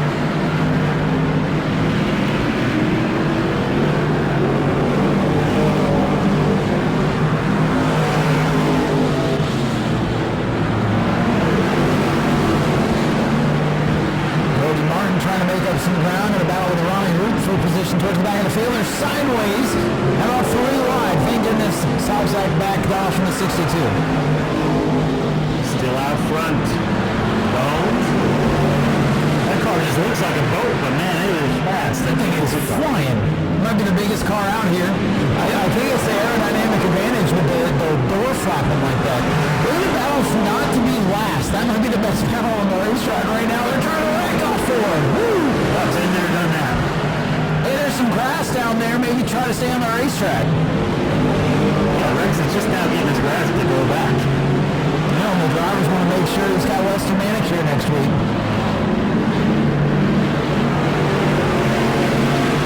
3 to go this time for Brandon Moons to share. And he has opened up the biggest lead of the night. Brandon Love, Levi Hobbs battling hard for that 4th position. The battle for not last place has settled down quite a bit. 2 to go for Bones to share. 2 to go.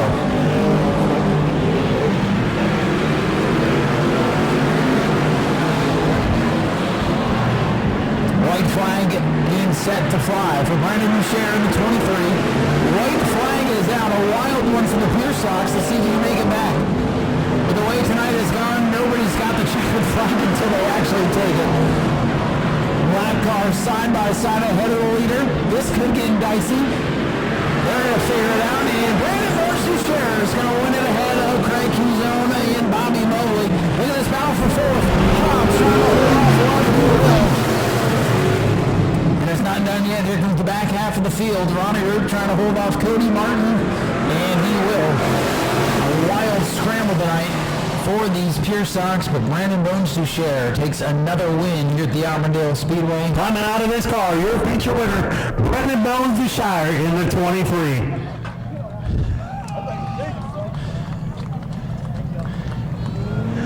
Bones, man, this thing, once you put this thing out front, it was a piece. Oh, and who do you want to thank?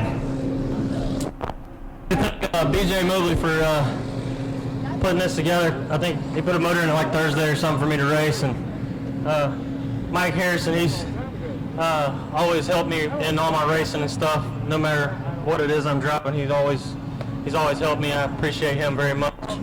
Yeah, this thing was a hot ride. I was a little nervous at first wreck or whatever, but the toe was like 3 inches out. They somehow screwed all the way in, and whatever, it worked out. So thank you all for coming. I won this race last year, so I was real happy to win it a second time. And I need to say, my buddy Craig, his wife told me earlier that she only goes home with winners. Sorry, buddy. Sorry. Bones with another feature win here. Craig, early on, looked like you had the car to beat, man.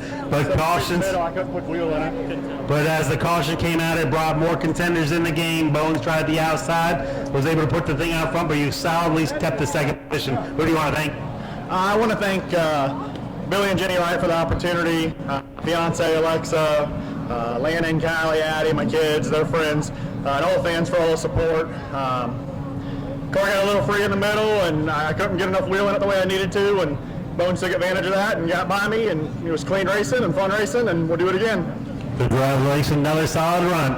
Coming home in the third position, Bobby Mobley. Bobby, looked like the car just lagged just a little bit tonight. I don't know what it is. Nowhere near as good as it is on the old tires, but worked on my other car, the 23, all week. Just try to get it done so you can have fun with it too, but it is what it is. We'll come back and win the next one. Congratulations, good podium finish for both cars. Now I think the A-Mods are ready to come up. Go to patreon.com/Speedway Video now. The 1B at the back of the field. Never fails, Steve. There's always duplicate numbers. Field is set. They will see the green flag scheduled for 30 laps. Maybe they can keep it clean. Bobby Mobley, Ronnie Abney. Set to go green, and we're underway. Green flag in the air. Bobby Mobley on the inside, Abney outside, side by side as they go down the backstretch. Around goes Cody Durham in the 10 car. Yeah, it didn't take long at all. Just like in the pure stock race, turn number 2, the Achilles heel, and he's trying to get around. Oh, man, he was going too, and they threw the yellow. Field heads back down into turn number 1. Mobley up front. Oh, no. Deja vu. Take 2, and it's the exact same thing. And this time he got, see, Julian waited. He said, he waited last time. Let's see if he gets going this time. He did.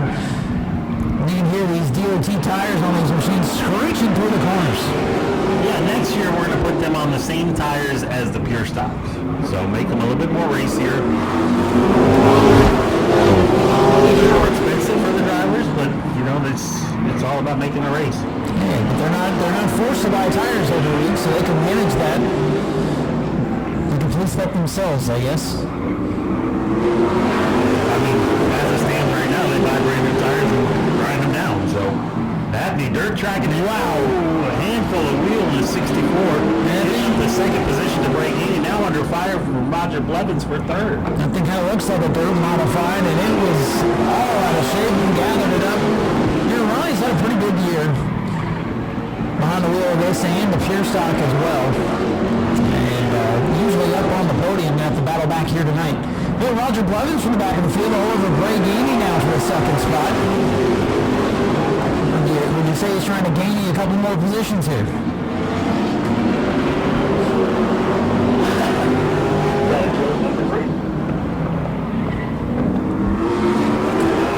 He's going to take that spot away from Brian Green. Blevins trying to catch the other number 1 machine. Looks like it might be a battle of the ones here tonight.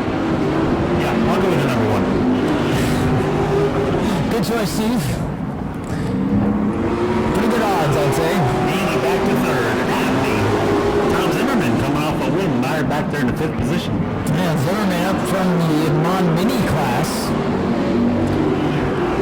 From Mon Minis to Big A-Mod. Oh boy, he almost wrecked to come off the corner, saving me from a bad joke.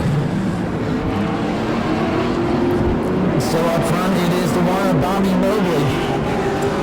Roger Blevins in the black number 1 machine trying to close in 3rd through 5th, pretty much nose to tail.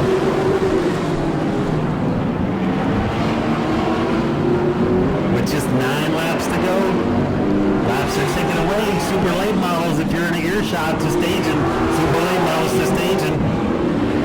No, I guess we're counting up. There it is, Donna. Monkey wrench in me. They gotta keep us on our toes up here. Still a long way to go. So still 20 laps to go. 19. Well, that math is good tonight, isn't it? Count on this, RQ taxes, do your taxes. I was gonna make a joke, but that'd be pretty mean-spirited. They obviously do a good job.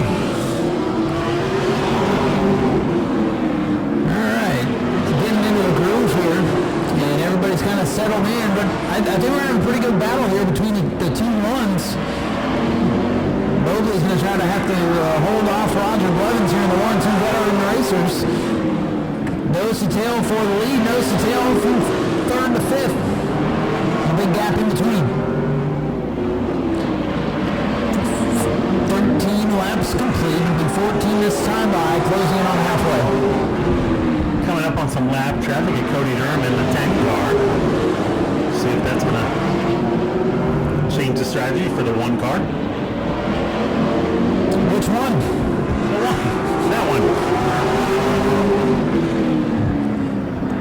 Pair of 1s leading the field. They catch the 1 with the 0 on it. Oh, this Blevins taking a peek to the outside, trying to roll the top side momentum, but the lap car was there, no gain.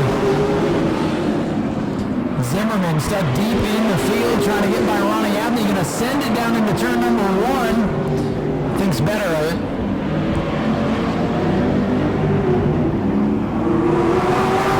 Zimmerman getting frustrated behind that 64 of Abney. Looks like he's got the quicker car. There's nowhere to go with it right now. Trying to put the power down. Those tires not looking up for him.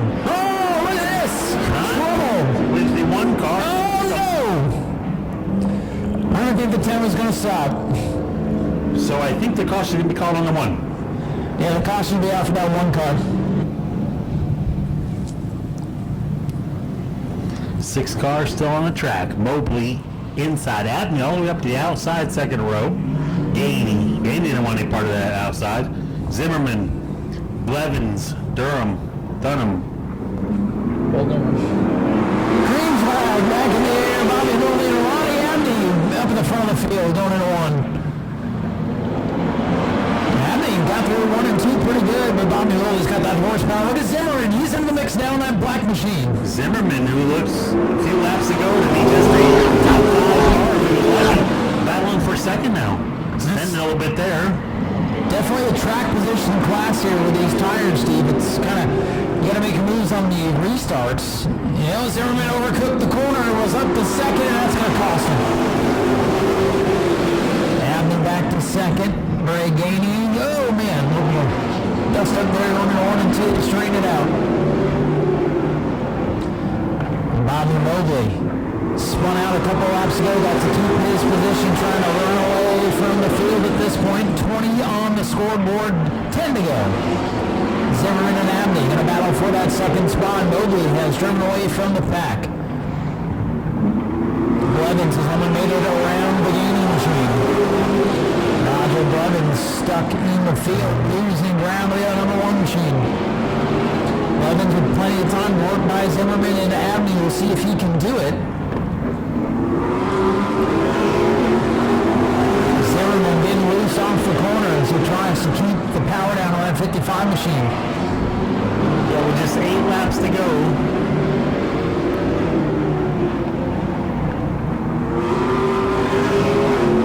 Zimmerman trying to give it his all, but once you put the loud pedal down in these cars there, they got a lot of horsepower you got to keep underneath you. A lot of horsepower, not a ton of grip in these DOT tires. And that's going to be a game changer next year for this division. Abney trying to hold on to that second spot. This next time by, Julian's going to show them 5 fingers, 5 laps to go.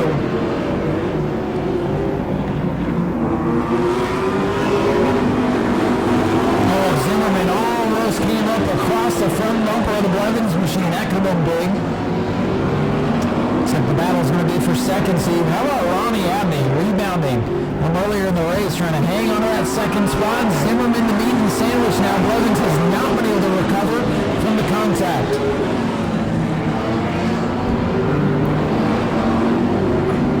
Coming around just 3 laps to go this time by. Zimmerman looking to the inside of Abney. Turn 4 and back out of it. That's what you call taking a sniff. Zimmerman took a sniff to the inside of the 64 and nothing done. Yeah, and it's always, you kind of want to play peekaboo in the car in front of you in the mirror as well, because that might be something you want to try here on the next lap or so.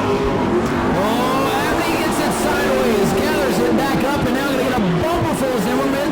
Blevins going to try to get them both on the outside. No grip on that high groove, though. Boy, dragging here. 1 lap to go. Mobley comfortably out front. The battle right now is for second on back to 4th. Bobby Mobley third in the pure stocks. Easily going to win the A-Lot race. Second will go to Ronnie Abney. Third at the line of these Blevins. Blevins gaining.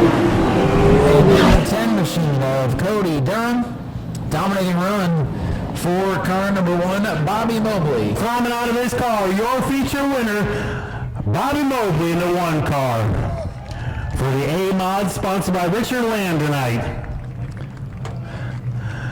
Bobby's stout performance had this car up front, a little contact about midway with Roger Blevins. He tapped and went to the rear, and he was able to maintain position and keep it right where it was. Yeah, I think he had a faster car tonight. He ran me down. These things are so hard to pass on. You just keep them on the bottom and and usually keep him out front, but he did have the faster car. So this is Jimmy Casper's car. Appreciate him letting me drive it. We have a lot of fun with it. Congratulations, another solid run. Bobby Mobley in the 1. Ronnie, about halfway through, I thought you might have maybe a third, fourth place car. Caution came out. You were able to put that thing up to the second position and hold on to. What do you want to think? I want to thank my mom and dad, my sister, my girlfriend, my grandmother, Jeff Anderson, Davidson's Used Auto Parts, Davis Custom Trailers, Stag Industries, and Noble Care Pharmacy. Congratulations. Thank you, sir. These microphones got me on a short leash. I'm a lot like Ronnie. I thought maybe you had a third, fourth, or fifth place car, but you were able to go on that restart, get that thing up here and contend and come home with it. Yeah, it's very hard to pass with these cars on this track, and maybe in a rookie in the class, I'm still trying to learn how to pass with it, and got close a couple times, just lit them up too much down the straightaway up off the corner. Well, next year we're going to put them on some racing tires. Maybe make them a little bit more racier and try the outside a little bit. Oh, I definitely tried the outside, just he wasn't giving me no room coming off the corner, so I stayed on the bottom. Hey, good job. All right, congratulations. Super late model race number 2 coming up. Go to patreon.com/Speedway video now. 50 more laps. Las Francisco. I'm going to go 17, guys. I'm going to pick it right now. I'm going 17. All right. And I'll go 8. 10. We'll see how good we are.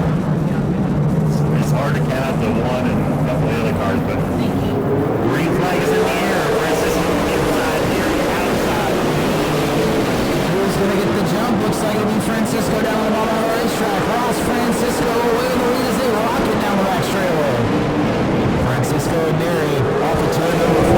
Las Francisco gets it clear. Ray Holmes trying to peek on Nick Neri. Oh no! Roland, he goes around in front of the field. A little help from TJ DeCare there. And the front end of the DeCare machine is gone. Oh man. Chase Lovelady, I just picked him.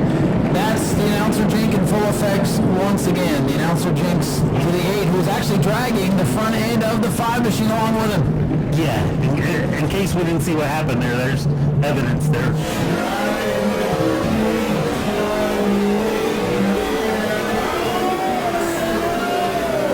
Who wants a free nose? That is the nose of the TJ DeCare machine. Second in race number 1. And we'll have to see how he does with no front bumper here this time.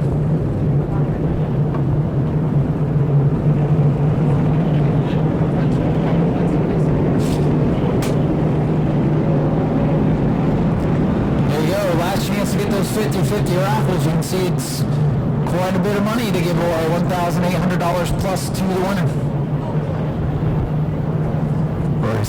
Track safety picking up that front end there, or front nose there from TJ DeCare. Got 1 lap in there, so 49 to go still for the super late models. Ray Holmes, the always impressive M57 car. It's the 8, Chase Lovelady, 14, Adam Briggs back up in the mix, 42. The 421 for Cody Stickler, the 42 John Guy, the 12 of George Gorham as we're getting ready for green. Neri and Francisco going to lead him back to the green through turns 3 and 4. Green flag is out and we are racing. Neri with a good start on the outside, trying to get clear of Las Francisco. Side by side down the back stretch for about 3rd and 4th on back as the Neri machine is out.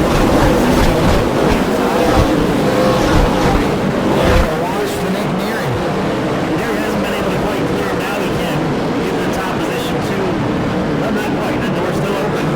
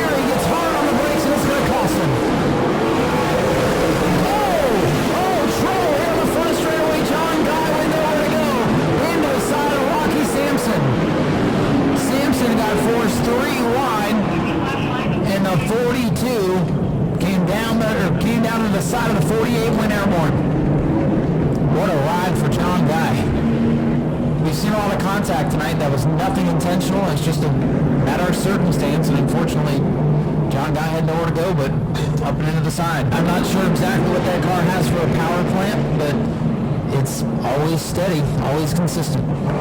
Lights are out. We'll see the green flag this time by Ross Francisco and Cody Stickler going to lead him back to the green. 3 and 4. Green flag is out. We are back underway. Cody Stickler with a good start from the outside. Leads him down into turns 1 and 2. Cody Stickler, your race leader, down the back straightaway. Cody Stickler takes advantage of that room on the outside, comes back to the inside. Francisco on the defense now. Cody Stickler going to try to check out in clean air.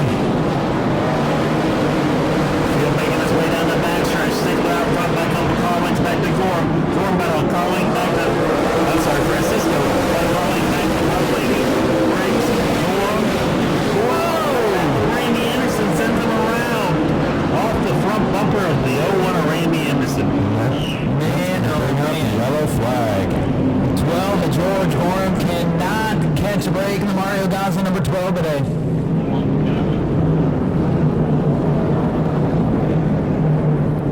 Man, Gorham coming around is going to go to the infield to get turned around, but every time they do that, you just wonder if they're looking for somebody. Yeah, and he's got to maintain his position, get his position back, because the 01 of Randy Anderson is tapping his roof, saying, hey, my bad, it's a little bit harder than he should have. Seen a lot of sportsmanship out of these drivers today, Steve.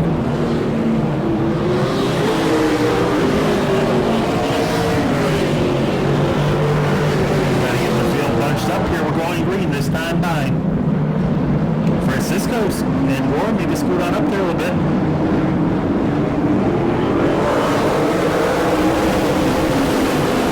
Side by side.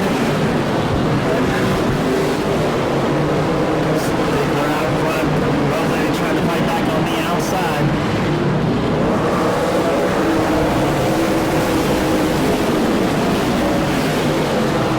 Lovelady giving a tap there to the 42 off the corner.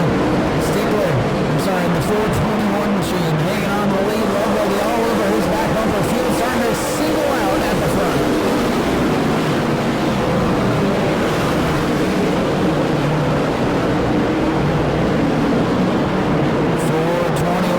Cody Stickler still out ahead. Lovelady now got a car length behind.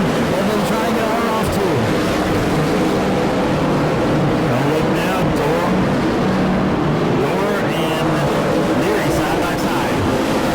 Nick Neary continues to slide backwards on that outside. Maybe going up there wasn't a good idea for him this time. Trey Holmes trying to fight his way back into the mix. Gorham recovers for fifth.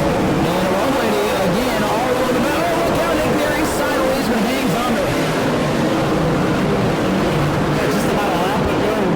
Lovelady had his nose in there. See if Stickler open the door once again. We're halfway through this time by. Chase Lovelady getting aggressive in the number 8 car. He's put the bumper to Stickler a couple times through these last few laps.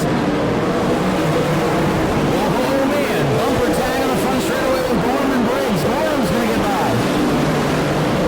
He got the memo earlier that Cody McDuffie swept the truck races. He wants to do it with the Super Late model.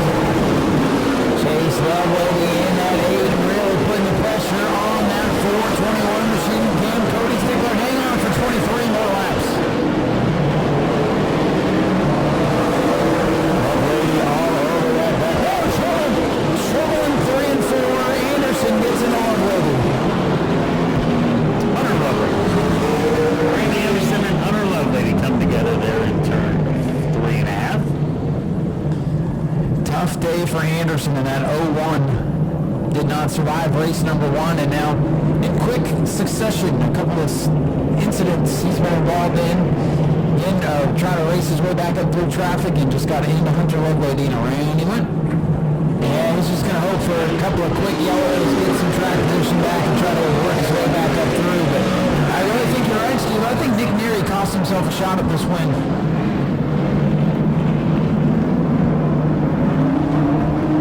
Field is set. Julian poised and ready to throw him back under green. Once again, that front row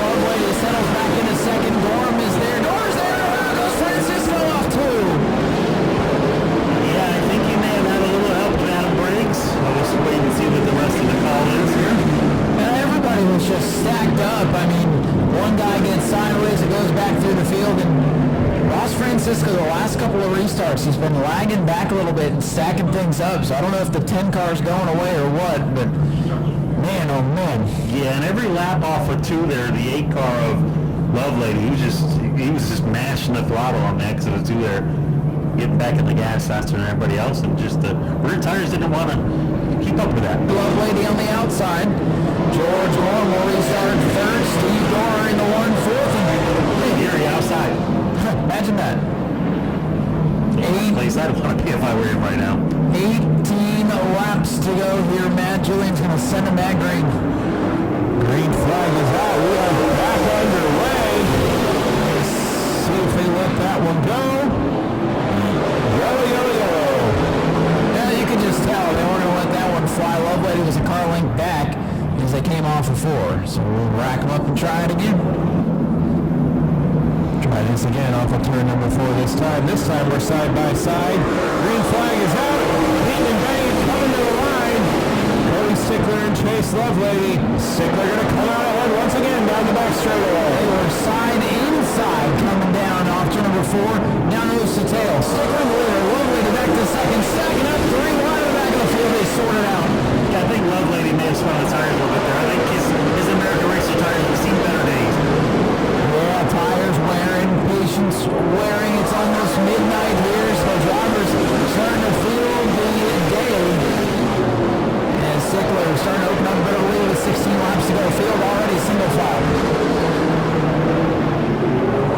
Just 15 laps to go this time live. 15 laps to go. Stickler, Lovelady, Gorham, Dorr, Francisco, Neary, Cherry, Holmes, Anderson, Lovelady, Briggs, and Dorr still on the track. Is this the calm before the storm, or has everybody got the good out of their race cars and just settled in? Oh, it's just Lovelady driving right to that bumper of Stickler. I don't think Lovelady will be afraid to use the bumper if he'll have to do so.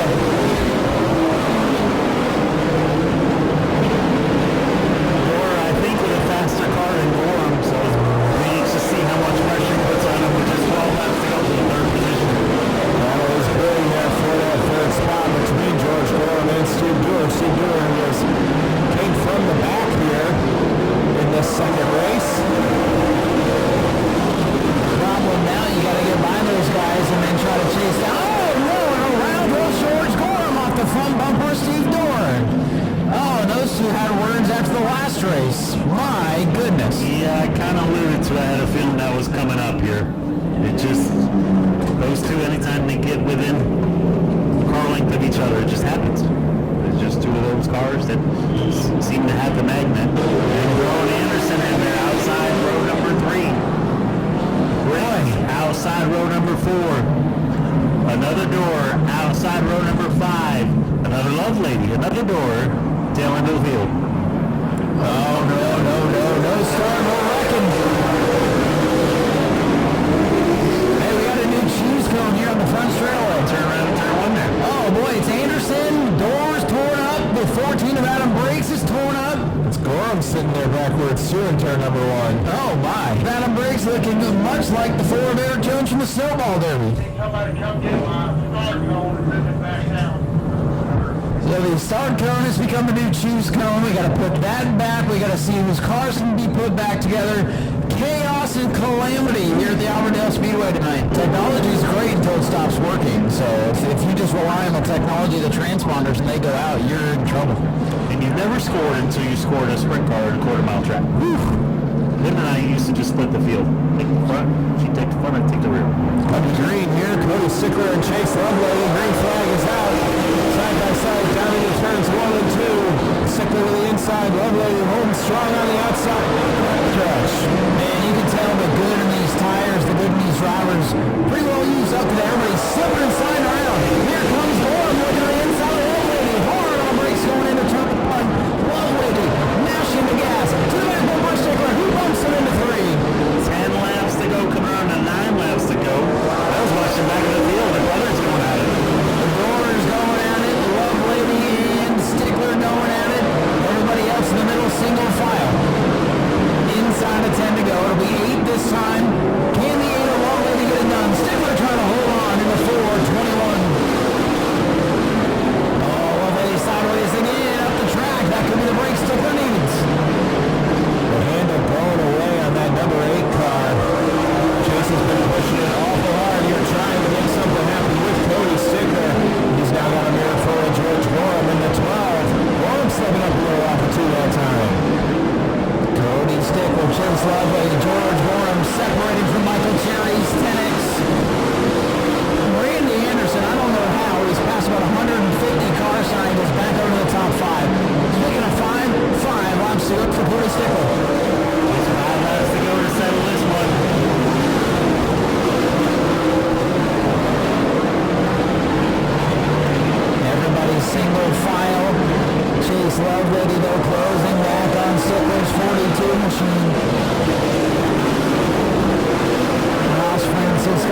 some pressure on 0-1. Dora brings it to the infield with smoke out of the rear. Way to go. Half a car length separates the first two cars. Right up on his back bumper goes Love Lady. Love Lady with a love tap on the back bumper of Stickler. Stickler parking it in the corners. Love Lady trying to get on the gas. 2 to go. Which is 2 to go. Love Lady's got to think. Second position or move Stickler for the win. And it's going to come right down to the wire here. They're looking at the white flag this time. One to go for Stickler. Love Lady is loose. Stickler pulling ahead. Final time at 1 and 2. Love Lady up the track. Trying to dime in the corner. Final time down the back. Stickler pulls away. Into 3. Love Lady is there. Bumps him. Nudges him. But it's not enough. Cody Stickler will win race number 2. Love Lady going on your top 3. Gorham coming out third. Michael Cherry fourth. Randy Anderson with the top 5.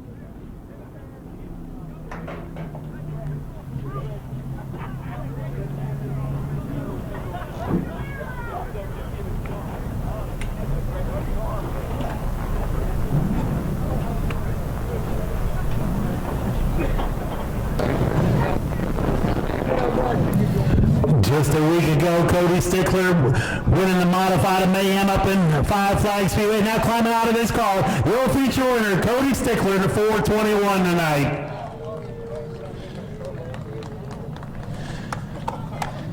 Congratulations, man. Took a little bit to get that thing out front and had a better showing here in the second race. Who do you want to thank? Man, I got to thank Rex Guy for giving me the opportunity to hop in a fast race car like this.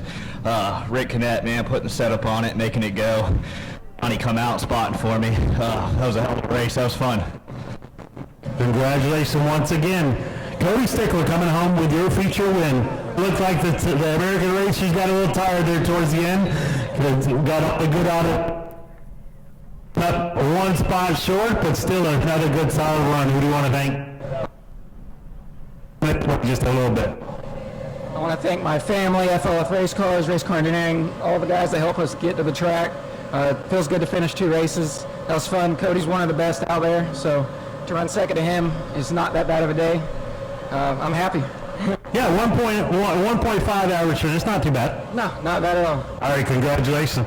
Rebounded to a podium finish here, a couple of spots short of where I know you'd like to be, but still not a bad finish. It's a pretty rough race, both races, but good to see you back up here. Yeah, I got to thank my brother-in-law, Mario Goslin. We're points racing. We wrapped up a championship this race. That's all that matters. His car's been sitting for about 4 years. We brought it out here. Heck, we had some speed right off the trailer. We got a little tight, something to work with. We look forward to driving this thing some more. We'll be up there running with these guys. We just got to get a little bit of bugs worked out of it. Like I said, I got to thank my brother-in-law and his wife for letting me drive this hot rod. It was good to see you back out, that's for sure. Yeah, and thank you, fans, for hanging out. The championship, we got the job done, buddy. Not too bad after getting. Congratulations. Congratulations. We got some money to give away? All right, we gathered $3,910. So the winner is getting $1,955. $1,955. To the winner. To the winner. Yes. Over $3,900 collected. Yes. All right, and Cody Stickler's gonna take his winning pick to draw a winning number and a new favorite fan, I'm sure. What is it? 563 6382. I was 30 off. 536382. That matches. What's your name? Diane. First time here? No. Okay. You from the area? Yes. We appreciate you coming out as always.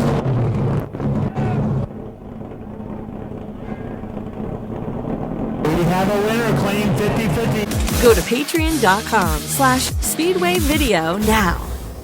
Chance Saucerman 56, 21st on the field, scheduled to be the 22 of Sean Osteen. 21 cars tripping the transponders as we get ready to go green. Final race of the night. What a wonderful turnout for the charity race, even here on a Sunday. Yeah, and I think it's just, it doesn't matter. It's Chris Rummell's going to wrap up the championship for the Crown Vics this year. Real legs in the air for Marvin. Chris starting to foul. Second, Brian Pitts on the outside of his. Oh, look out! We got Sean Osteen. The yellow was coming out, I think, Steve, as everybody got bunched up. A couple of cars with some damage. We'll see how bad the 7 machine is as he got stuffed into the fence there. I don't think he's too happy here.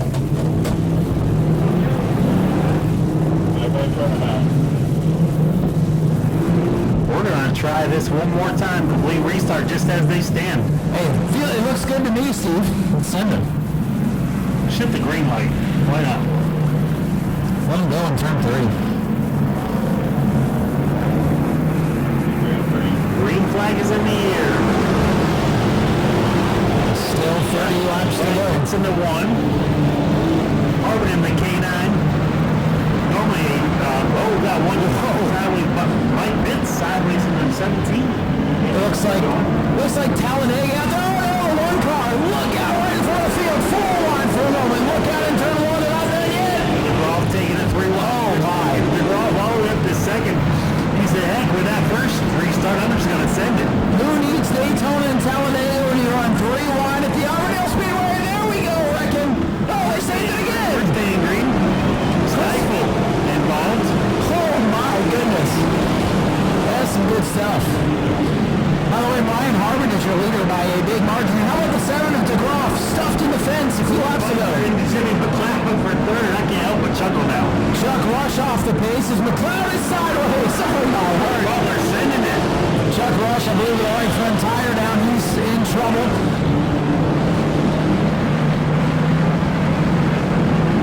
Leader's coming by, I believe. Let's see if we can get away with that tire. Hard to tell him up against the fence, but looks like trouble for the junkyard dog tonight. He's not going to eat. He stopped right in front of the traffic. He's Oh boy, they're going to go inside, outside, 3 wide. This car is spinning, crashing back straight away. There goes the general 1. Yeah, we're still green. Ryan, what are you talking about? There's no need to stop him. Keep going.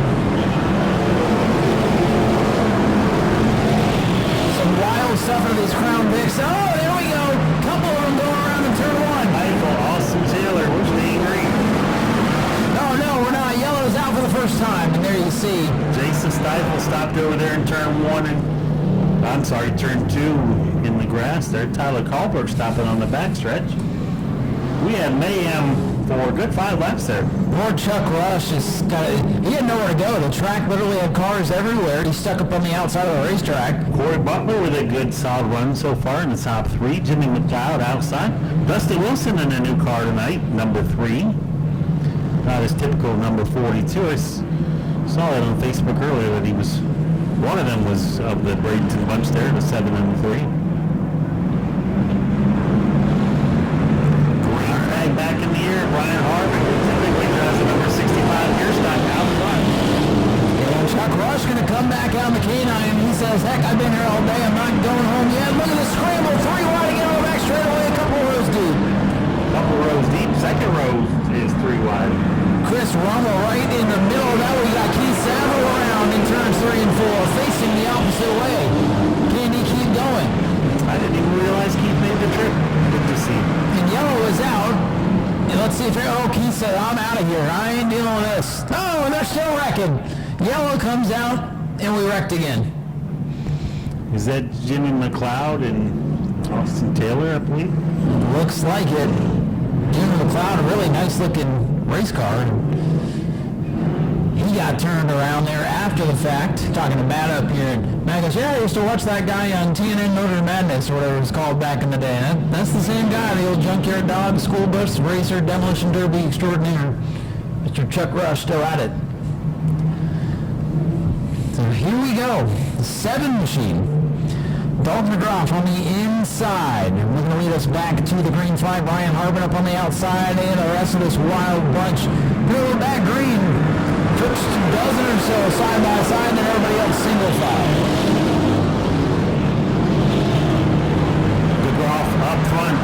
Inside got contact for second or third. I'm sorry, but they're still going. Oh, man. 17. That Saucerman down to the infield.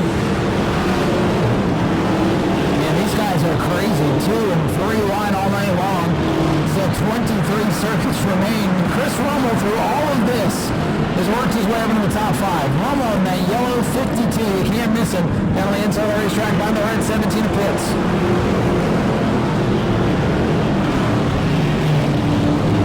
Oh, around goes the 3 in front of the pack. Look out! The old scramble. Whose brakes still work? That's the big question. Everybody's. Dustin Wilson, 3 car.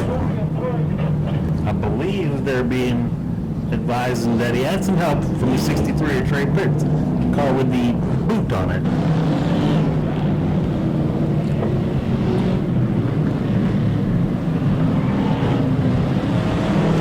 And the cone was out. Car number 7, Dalton DeGroff, still down on the inside. Ryan Hartman, that's been the only constant thing in this race is your top 2. Everybody else from there on back went all over the place. Oh, the 01 thought it looked like fun to come back out. Green flag back in the air. Look at Pitts. Has sent it 3 wide. Using Hartman's car to help turn. Somehow we're making it through. What a restart for Pitts to catch the top 2 napping. Oh, and DeGroff gets into the back of him, sends him up into Hartman. 3 wide, 4 wide. Into the wall and stopping on the racetrack is the canine. Who keeps going? We stay green. Hartman says, what the heck was that all about? Hand out the window. That was not a friendly how you doing to the flagman. As if the flagman caused that. Well, it's his fault, don't you know? My goodness, what a scramble. 20 laps to go still. My goodness. Oh, around is the 81 on the back straightaway. Oh. Austin Taylor try to send it on Chris Rummel here in the second. Man, these guys are trying all kinds of stuff. At this point, the best way to call this race is just go ooh and ah, because that's pretty much what's happening all around the Speedway right now. One of the wildest Crown Vic races I've ever seen.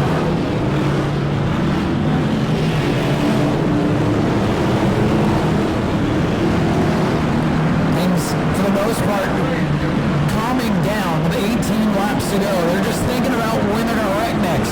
Chris Rummel up into second. There goes Pitts. Pitts is going figure 8 racing. As where he's going to come back up on the wheel. They're pointing the black flag at the younger Trey Pitts in the 63. Pretty rough out there. Who told Mike Pitts they had to do the kidney bean? Dustin Wilson trying to get back in the show.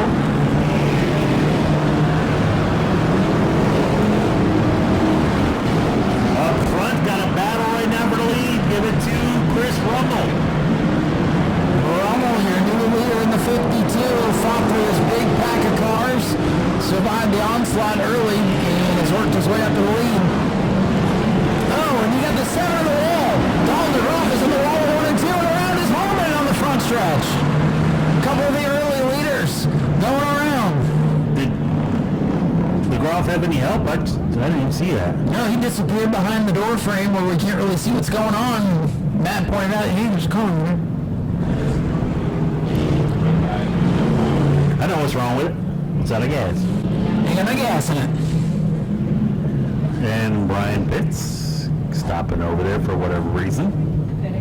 Maybe they're gonna. Or that's Mike Pitts, the elder. He says, hey, can I get your address? I got Christmas cards to send you.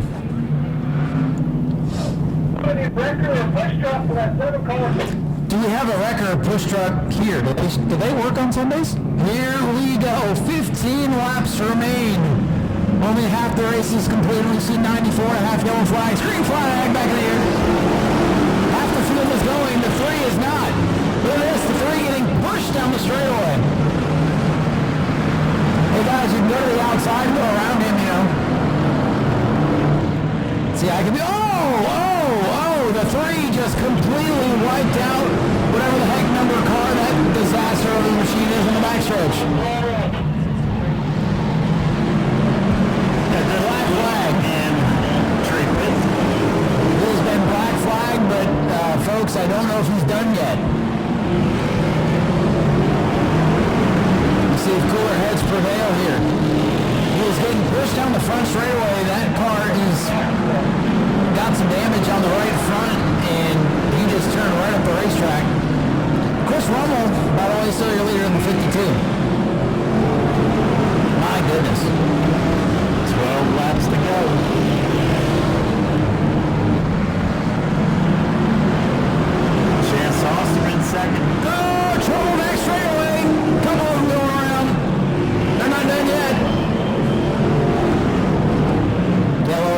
is out. You got the one machine sitting the wrong way in traffic on the back straightaway. That is Brian Pitts. Been a rough couple of laps for the Pitts family.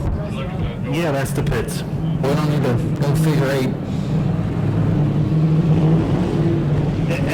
All jokes aside, I'm in a group chat with several of the drivers of this class here, and they're like, "Why don't we ever run figure 8s there?" And I'm like, "You guys have a hard enough time going around in circles." And there wasn't much of a dispute there. Heck, at this point, they might be better off doing enduro rules. They're always entertaining though. We're enjoying ourselves, all jokes aside. Well, this is the class at the end of the night where we just have a good time. Green flag back in the air. Look at Pitts. They're 3 wide again. He's going to pass 2, 3 guys. He's going to slam into them while doing so. And there goes Darvin up into the turn 2 wall. That's the second time that my heart. Harvard's been on the raw end of Pitts' move there. And the K9 creeping on the back straightaway. And he keeps going. So, well, no, caution's out. Caution is out because the K9 kept going. You know, I think this is probably a good idea because he might have been waiting on somebody. Tough break for the K9 machine.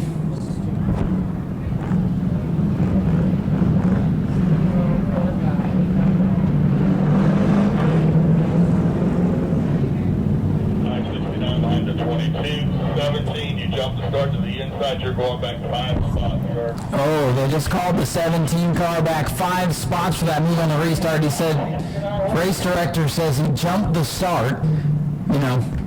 And act as if the call came from the flagger. Hey, how dare you do that to me? You can't call that on me.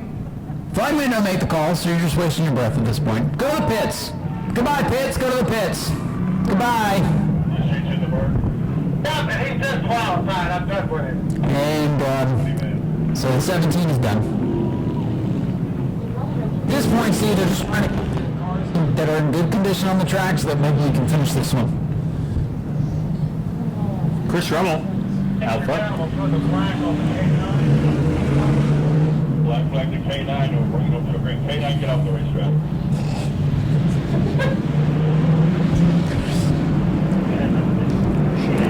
Green flag set to fly, 11 laps to go.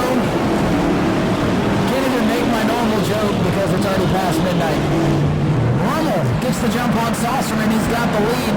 Side by side for third, a couple race car engineering guys. Kazone, Butler. All those teams into the picture here. Tyler Goldberg. A little pressure from Austin Taylor. Got to return the favor now. He's over to the 7-up machine.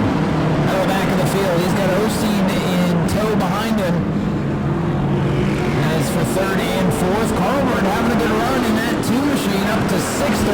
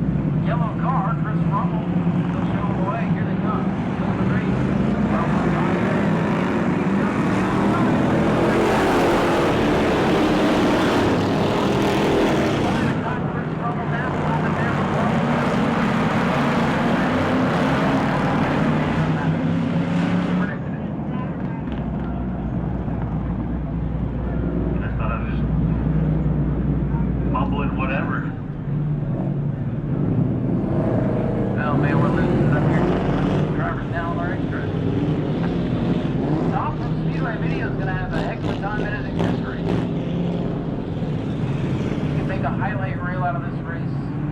What I hear on the podcast is 24-hour turnaround. That's what he likes to try to do. Try to put himself in a corner there.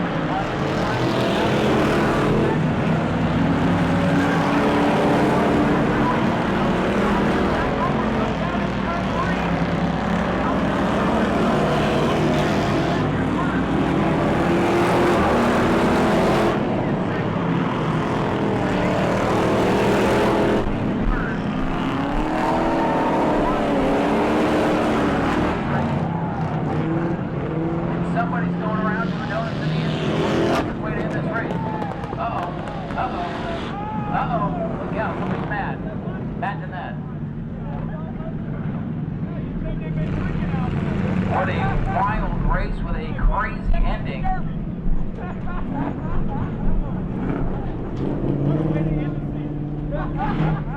And Steve is going to head down to victory lane for the final time tonight to talk to our winner, Mr. Chris Rummel. Gets it done here. Climbing out of this car, your feature winner, Chris Rummel, unofficially so far the points winner. So we'll take a look at that, tally all that up there. Chris, early on it looked like, man, you had some roto up there and you were able to get it out front. Yeah, man, what a great season. I got to thank everybody that helped me.